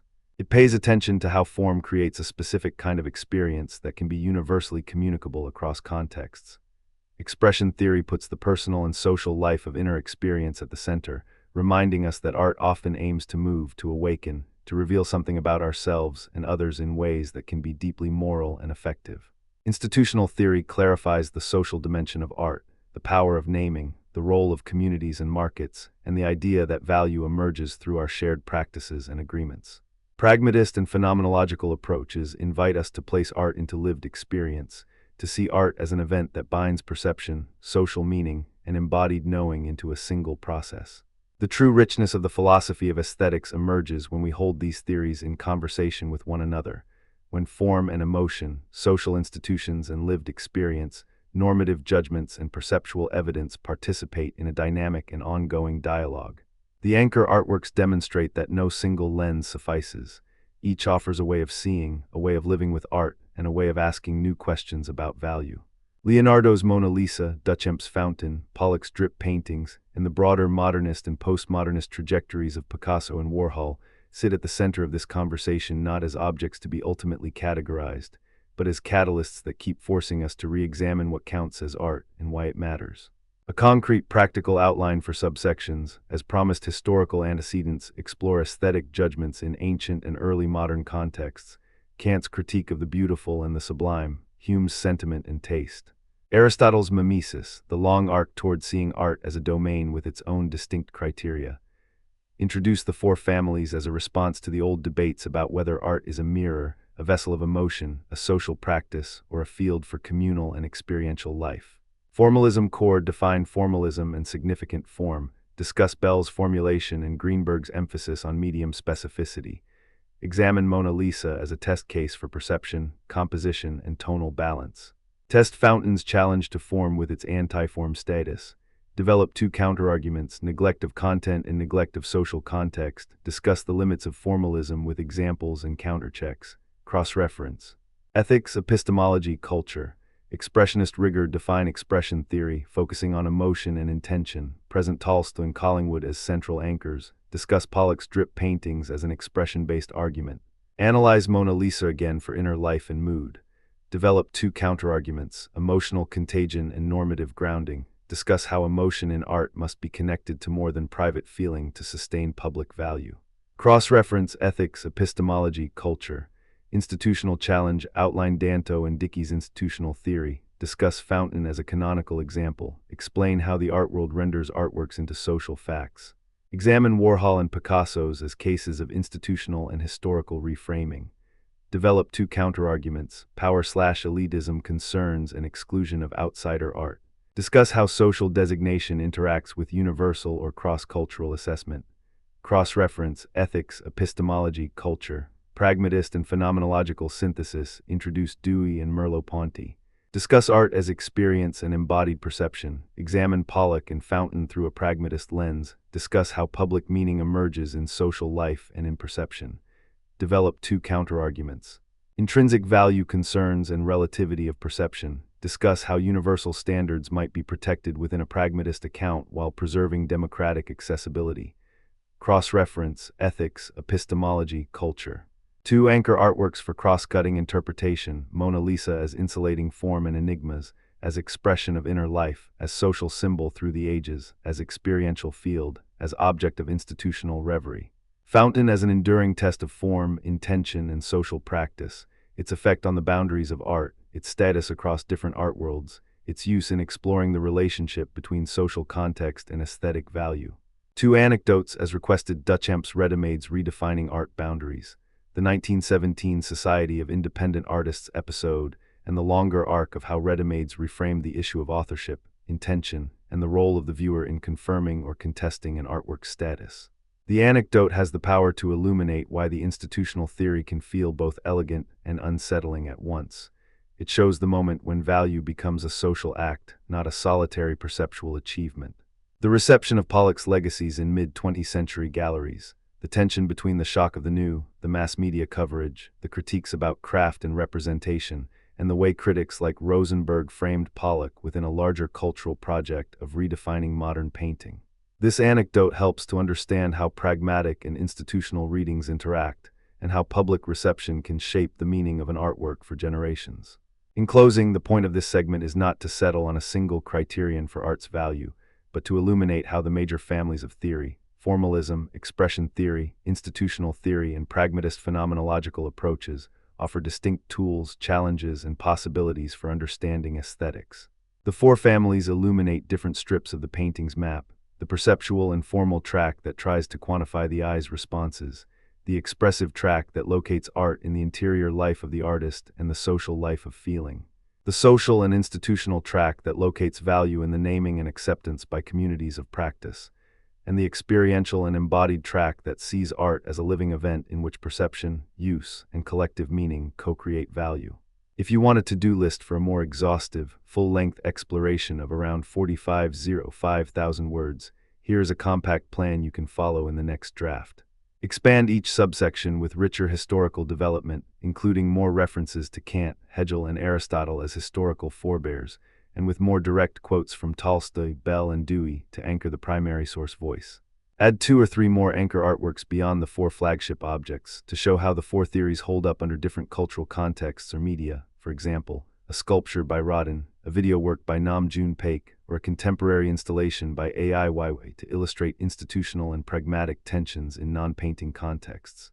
Include more dialogues between the theories via cross-questioning. How would a strict formalist respond to a problem posed by a work like Fountain? How would a pragmatist address a piece that is formally exquisite but socially controversial? Deepen the anecdotes and empirical historical sections, the auctions, the gallery exhibitions, the critical reviews, and the cultural shifts that accompany these works' reception. Ensure more explicit quotes from primary sources where possible, with careful attributions to satisfy the request for quotes while maintaining accuracy. And if the goal is to guide a longer, more thorough video episode, this outline can be expanded into distinct subsections with careful pacing, inviting viewers to pause, reflect, and debate.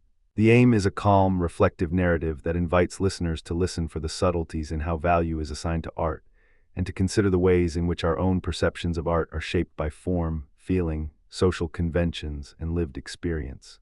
In that sense, the section becomes not only a survey of theory but a guided tour through the philosophy of aesthetics, where every artwork tested against the 4 families reveals something essential about how humans experience beauty, meaning, and truth in the visual world. In this final stretch of our journey through the philosophy of aesthetics, we turn toward the ways in which our most immediate experiences of art and beauty are now inseparably braided with digital media, intelligent algorithms, environmental crisis, and a globe of varied traditions. This section is a map of contemporary debates and everyday practices, where theory meets marketplace, street corner, and climate protest. We will move through 4 guiding subsections to keep the ground clear while we walk with nuance. AI and the future of authorship, public and urban aesthetics, environmental and nature aesthetics, global perspectives, and cultural reciprocity. Each part will unfold through concrete examples, historical anecdotes, counterarguments, and cross-references that illuminate how aesthetics now functions as both critique and practice in a connected world. Let us begin with a core tension that has intensified as technology has penetrated more deeply into creative labor: AI and the future of authorship. The moment when a machine begins to participate in the production of a painting, a sculpture, a musical score, or a digital sculpture prompts not merely questions of who made what, but what counts as making it all. We once thought of art as a uniquely human endeavor, rooted in intention, failing, and a hand that bears the trace of its will. Now the hand may be busy in a different sense, through code, through datasets, through learned patterns in immense pools of images and sounds. The landscape of authorship grows more complex when we ask, who is the author of an AI-generated artwork? Is it the programmer who set the architecture, the artist who curated and guided the process, the dataset that supplied the reference, or the machine itself as a kind of agent? A touchstone that many people point to is the 2018 Christie's sale of a painting produced by a generative adversarial network, titled Portrait of Edmond de Bellamy. The artwork garnered enormous attention not merely for its price, but for what it signified. A market-ready artifact that claimed a place in the long museum tradition, now traveling through a digital pipeline that ends in a sold canvas. The sale price, a remarkable $432,500, was not merely a commercial milestone. It became a public occasion for debate about originality, authorship, and the value of atmospheric mood created by an algorithm that was trained on a vast archive of portraits from art history.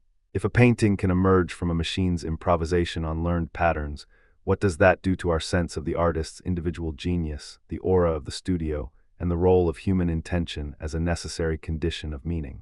This is where the debate deepens. Proponents of computational creativity argue that AI expands the toolbox of art rather than replacing the artist. They suggest that the machine acts as an expansive instrument that can surprise, remix, and extend human capacities in ways that no single hand could have achieved. In this view, the algorithm embodies a kind of collaborator, a partner in the stretch of imagination across time and media. The data become a newly accessible reservoir of stylistic possibilities, and the artist becomes a curator and interpreter who negotiates the machine's outputs, shapes them with context, and assigns significance through intention, critique, and presentation. The argument rests on a recognition that art has always been a collaborative orchestra between patron, studio assistant, tradition, and the viewer who brings interpretation into the room. If we accept that line of thought, AI is not the end of human authorship but a reconfiguration of its terrain. But there is a counterargument that cannot be dismissed. The central charge is that AI complicates authenticity and authorship in ways that we are not always ready to accept as merely technical. If a painting's creative act is performed by a machine with no sense of purpose, no intention to communicate, does the work carry the same claim to originality that we rightfully accord to a painting conceived in a human moment of inspiration? If the dataset used to train the model embodies biases, dominant cultures, conventions of beauty, or historical blind spots, does the machine simply reproduce those biases in new forms, thereby masquerading as novelty? A frequent reply is to distinguish between creativity as a capability of producing unforeseen combinations and the attribution of moral or poetic intent to the artist. Yet even this distinction becomes slippery when the audience's engagement with the work is real, and when the market treats the output as if it carried the aura of personal authorship. To sharpen this discussion, consider two consequences that recur in the literature on mind and aesthetics. First, the cognitive science of aesthetics notes that human viewers respond to patterns that feel intelligible and emotionally resonant, even when those patterns are produced by non-human agents. The brain is a pattern-seeking organ. It discerns order, symmetry, and metaphor, and it projects meaning onto forms that it encounters.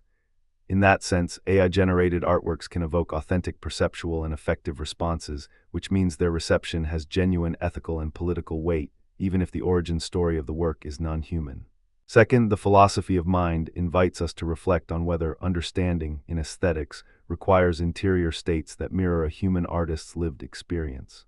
If we push the question into the realm of intentionality and phenomenology, we may discover that the artist's interior life remains central to meaning for many observers, even if the outer form is the result of machine processes. The so-called author's intention, the intention of the machine's designer, the object's capacity to provoke emotion, these are not independent things but braided strands in a single web of meaning. Within this braided web, we should also acknowledge the post-colonial and ethical dimensions of AI-driven art. The datasets on which models train are not neutral.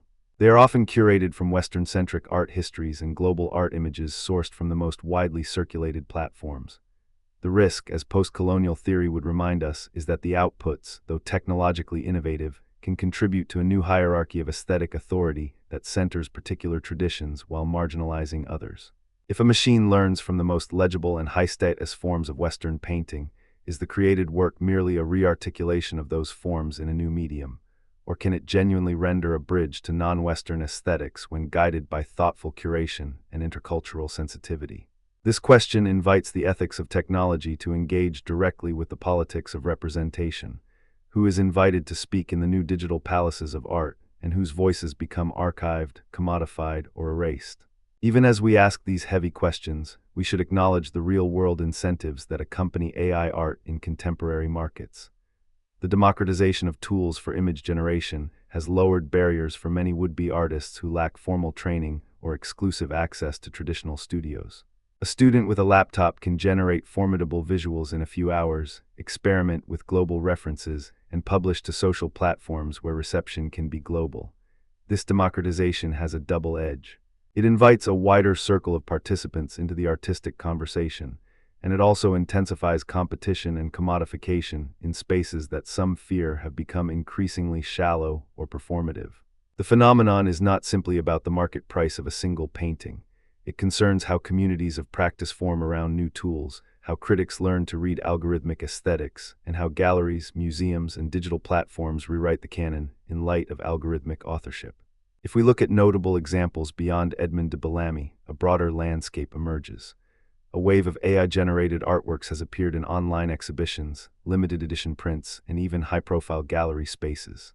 Some artists use AI as a creative partner to stage dialogues between past and present, between the formal languages of centuries-old painting and the crisp, abstract language of machine learning. Others use AI as a mirror that reflects our own cultural habits back at us, our cravings for novelty, our fascination with wonder, and our fear of obsolescence in the face of accelerating computation. The market's reception has been mixed. Some collectors celebrate the novelty and the story of the algorithm, while others resist the idea that machine-produced visuals can claim exclusive or moral weight in human culture. The Christie's sale remains a case study for both sides of the argument.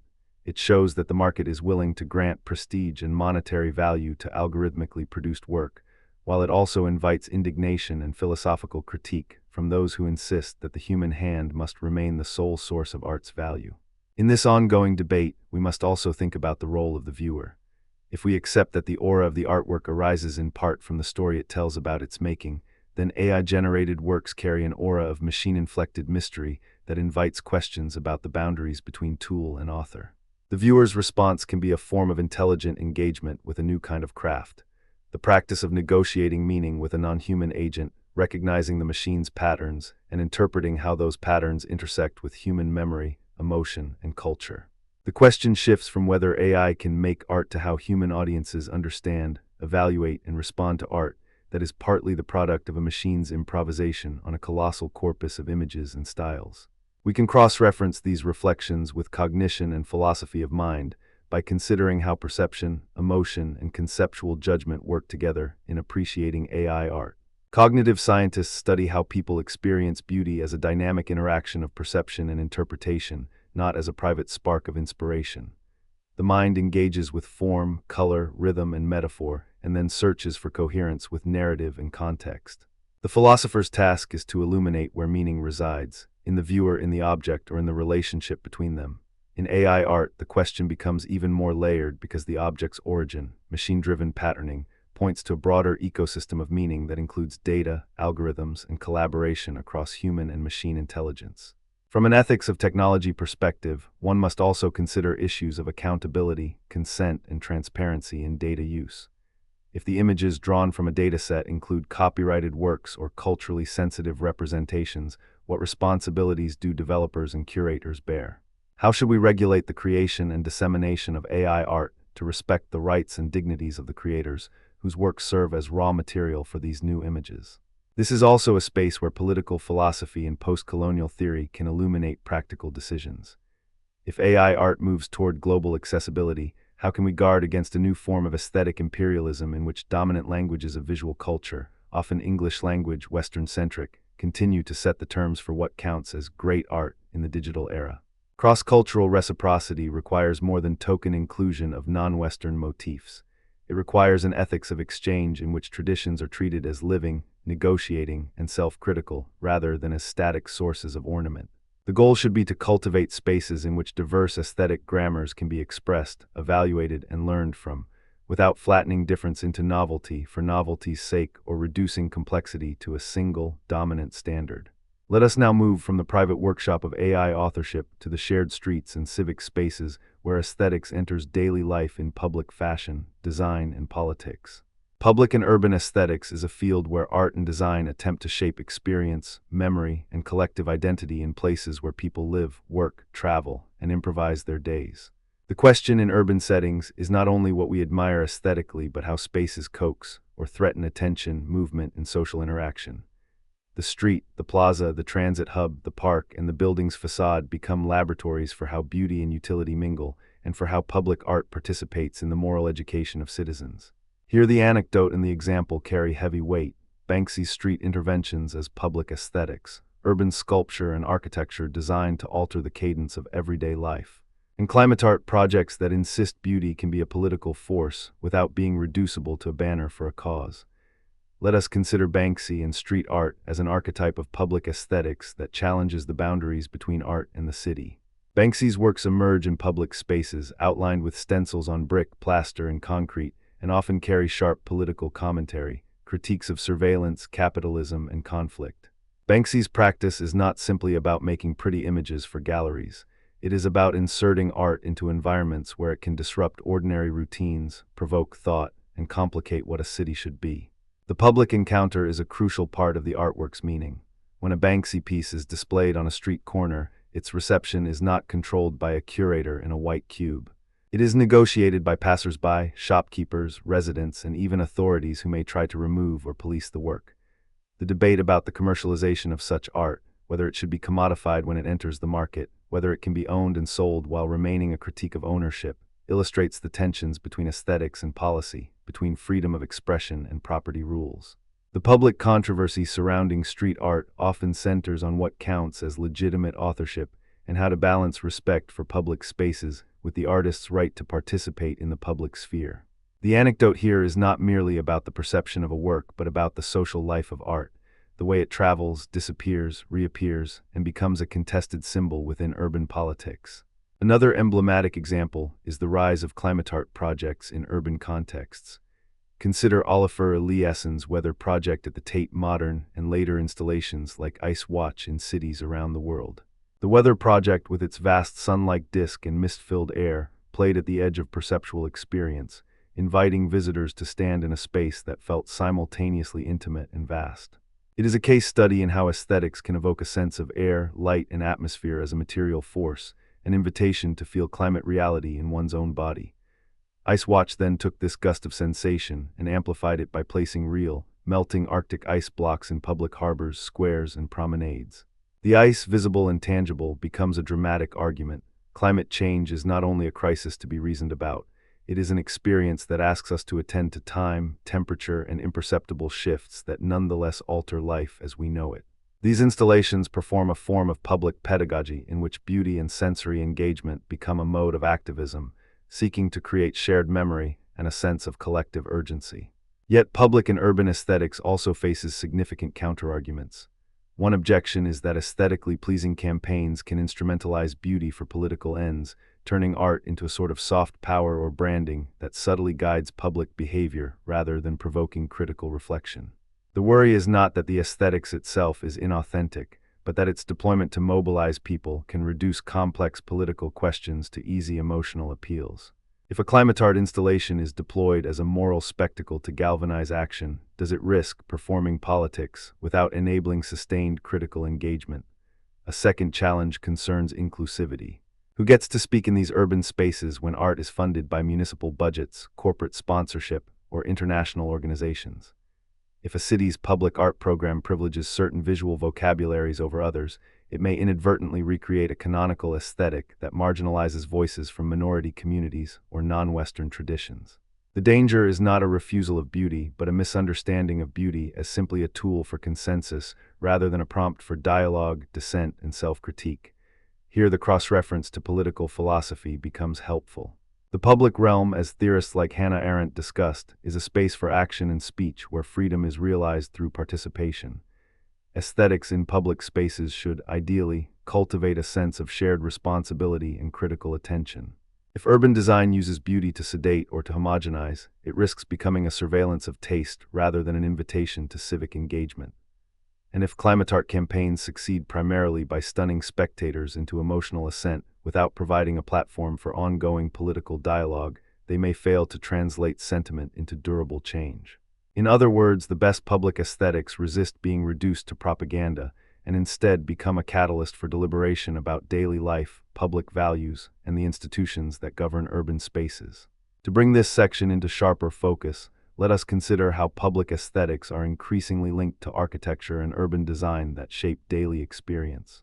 The aesthetics of transit systems, the way stations are lit, how signage guides movement, the openness or enclosure of plazas, affects how people feel about time and space in their everyday lives. Good urban aesthetics can cultivate calm attentiveness, minimize sensory overload, and foster a sense of safety and belonging. Poor design can exacerbate stress, social fragmentation, and even inequity. The street can be a canvas for public art, but it can also be an instrument for social engineering, intentionally or unintentionally guiding the rhythms of life in ways that privilege some groups over others. This is not merely a matter of taste. It concerns justice in the experience of space, access to beauty, and the capacity of everyday environments to nurture or drain attention, memory, and civic confidence. Turning now to environmental and nature aesthetics, we confront perhaps the most urgent arena in which aesthetics and ethics intersect. The beauty of nature has always stirred wonder and reverence, but in the age of climate crisis, the question of nature's beauty carries new political weight. Landscape paintings and pastoral scenes once offered consolation and moral instruction about humanity's place in the cosmos. Today, ecological art, climate art installations, and nature-centered design challenge us to see beauty not as mere solace, but as a stimulus to responsibility. Environmental aesthetics asks us to consider not only how we perceive nature's beauty, but how our perception invites action, stewardship, and political prioritization. Two emblematic strands in this conversation deserve to be named. First, ecological installations that literally bring environmental processes into experience. Olafur Eliassen's work, including expansive light installations and installations that emphasize the sensory dimension of climate phenomena, invites viewers to encounter environments that display the fragility and contingency of the natural world. When visitors walk through a luminous hall that mimics the Californian fog or observe a chamber filled with artificial weather, they feel their own vulnerability and interconnectedness with weather, season, and climate. The aesthetic intensity becomes a persuasion for care, not through argument alone, but through experiencing the consequences of ecological systems in a shared sensorial language. The second strand concerns nature as ethics in everyday life. Landscapes designed with ecological sensitivity, public gardens engineered to support pollinators, and urban planning that prioritizes green corridors, rivers, and wetlands. The beauty of a park, of a coastline, or of an urban tree canopy is not only in its scenic appeal, but in its capacity to remind us of our obligations. How beauty discloses relationships between humans and non-human others, and how that disclosure may guide policy and personal behavior. Two counterarguments press in here as well. The first is instrumental use. Critics worry that environmental aesthetics can be exploited for political ends, where beauty becomes a persuasive instrument to mobilize support for particular policies without engaging with the competing values at stake. If a narrative of eco-beauty is leveraged to win votes or justify industrial projects, does the aesthetic experience then function as a veil rather than as a critical prompt? The second concern is the danger of aestheticizing suffering. A particularly grim climate reality, loss, displacement, trauma, might be sanitized by an appeal to beauty. The danger in this line of critique is not that beauty is inherently deceptive, but that it can be employed to evade rigorous policy discussion by converting moral urgency into an aesthetic mood of reconciliation. The ethical question becomes how to balance the seductive pull of nature's beauty with the necessity of confronting difficult climate truths and the political choices they demand. In responding to these concerns, it helps to recall two lines from primary sources that illuminate how beauty interacts with truth and action. The first is a classical anchor. Aristotle in the Poetics defines tragedy as an imitation of a serious action, a formal standard by which art can elicit deep moral reflection. While not about ecology per se, his insistence that art deals with weighty subjects in ways that shape perception reminds us that beauty can carry normative force. The second is a modern reminder from Hume: beauty in things exists merely in the mind which contemplates them. This line cautions us that beauty is not simply an intrinsic property of nature, but a relational phenomenon, a perceptual and emotional stance toward the world that we negotiate with others, cultures, and communities. If we apply such insights to environmental aesthetics, we can see beauty as a catalyst for shared concern and collective action, while remaining vigilant against using beauty to short-circuit critical debate about policy, power, and justice. The environmental and nature aesthetics discussion is also a site for cross-cultural dialogue. Non-Western traditions offer alternative frameworks for contemplating nature's beauty, ethics, and responsibility. The concept of wabi-sabi in Japanese aesthetics, for instance, invites appreciation of impermanence, incompleteness, and the rustic beauty of natural cycles. It encourages learning from the imperfect, the transient, and the modest, a stance that resonates with ecological humility and with a critique of mass production's obsession with perpetual novelty. Indian rasa theory presents beauty as something that evokes rasa, matter, and sentiment that can harmonize emotional states within a contemplative frame. African sculptural traditions often emphasize relationality, community, and presence, where beauty is inseparable from ritual function and social cohesion. These frameworks remind us that nature and beauty aren't universally identical across cultures. They are dynamic languages that shape moral perception, collective memory, and political life in divergent ways. Cross-cultural reciprocity here means listening attentively to diverse ways of being with the natural world, rather than translating them into a single global, green aesthetic. In practice, this means curators, designers, and environmental artists should collaborate with communities from multiple traditions to interpret ecological beauty in ways that respect local meanings while addressing shared planetary concerns. A final layer of this environmental conversation concerns the ethics of beauty, how beauty should be used in the service of moral responsibility rather than instrumental persuasion. Beauty can awaken empathy, but it can also be used to mask injustice or to silence dissent. The climate activist who uses striking imagery to mobilize mass support faces a delicate boundary. How to preserve the salvific or mobilizing force of aesthetic experience while ensuring that political debate remains robust, plural, and democratic. If aesthetic experiences become a form of soft coercion, beautiful images guiding public opinion without offering transparent avenues for accountability, then we have traded one form of power for another. The antidote lies in cultivating critical spectatorship, inviting audiences to reflect, to ask questions, to hear competing voices, and to participate in decisions that shape environmental policy and daily life. Aesthetics, rightly engaged, becomes not a tool of persuasion alone, but a shared practice of discernment and care for the fragile networks that sustain life. Now we move to our final subsection, global perspectives and cultural reciprocity. In an era of digital circulation, the arts traverse borders with astonishing speed. Global perspectives insist that aesthetics cannot be reduced to a single Western canon, even as global exchange creates opportunities for mutual influence and enrichment. This is a complicated terrain because globalization can spur cross-cultural dialogue and collaboration, while it can also risk homogenization, flattening difference into a single world culture that erases local specificity. The central questions are, how do diverse artistic traditions speak to each other without losing their own shape? How can curators, artists, and institutions foster genuine reciprocity rather than mere appropriation? And how do non-Western aesthetics resist or reinterpret dominant frames of spectatorship in museums, galleries, and online spaces? To illustrate these concerns with lived texture, let us consider three non-Western aesthetic frameworks as counterweights to the dominant narratives of global contemporary art. Japanese wabi-sabi, Indian rasa, and African sculptural and performative traditions. Wabi-sabi, with its emphasis on impermanence, simplicity, and an appreciation for the imperfect, invites a reading of nature and daily life that resists the glare of novelty and the saturation of spectacle. It asks us to attend to the subtle, the weathered, and the humble as ethical or spiritual ideals. In a world that often equates beauty with vibrant, perfect clarity, wabi-sabi offers a radical alternative. Beauty as a quiet competence, a readiness to endure change, and a sense of dignity in the near leftover of life's material processes. Indian rasa theory frames aesthetic experience as a mood or emotional flavor that music, dance, and drama generate within the audience.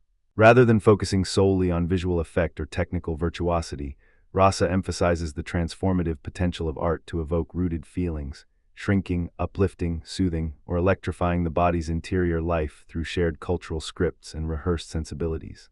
This framework suggests that aesthetics can be communal and spiritual at once, an instrument for collective mood-making that nourishes social life and memory. African aesthetics, in its traditional and contemporary forms, often foregrounds relationality, communal participation, and the social functions of art. Sculptural practices, mask-making, and performance traditions embed artworks within social ceremonies, political life, and everyday ritual. The meaning of beauty here is inseparable from collective identity, memory, negotiation, and solidarity. The global art world's encounter with African aesthetics has been replete with debates about representation, authorship, and market dynamics. Some curators and critics celebrate vibrant diasporic exchanges that create new cross-cultural dialogues.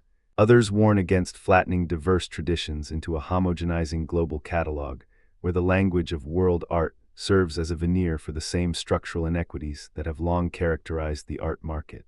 The ethical question, as post-colonial theory would insist, is not simply about including other traditions, but about reconfiguring power relations within institutions, ensuring that exchange is reciprocal, and acknowledging that knowledge about beauty and value is not the monopoly of any single tradition. These global conversations intersect with broader questions about cognition, mind, and ethical life. If we imagine a truly pluralistic global aesthetics, we should expect not a single standard of beauty or taste, but a repertoire of frameworks through which people perceive, evaluate, and inhabit artworks. The cognitive sciences remind us that perception is shaped by experience, education, and culture. The same image can read as sublime in one context and ordinary in another, depending on the frames of reference and the social training of the viewer. Philosophy of mind invites us to recognize that aesthetic experience is an active interpretive process, not a passive reception.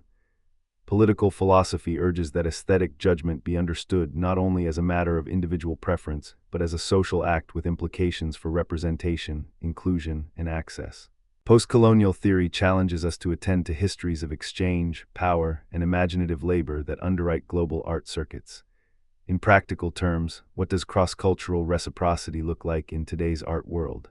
It looks like collaboration across continents and communities, artists and curators listening to one another's contexts, learning from non-Western practices without reducing them to exotic flavorings for Western audiences, and sharing the governance of art spaces in ways that distribute influence equitably. It looks like exhibitions designed not as one-way showcases but as ongoing conversations, with programs that foreground translation, interpretation, and the inclusion of voices that have historically been marginalized. It looks like digital platforms that privilege accessibility, multilingual presentation, and supportive infrastructure for artists who work across languages and traditions. And it looks like critical reflexivity in which the art world questions its own habits of inclusion, its data practices, its curation pipelines, and the economic structures that often determine which artists receive visibility and which works are circulated.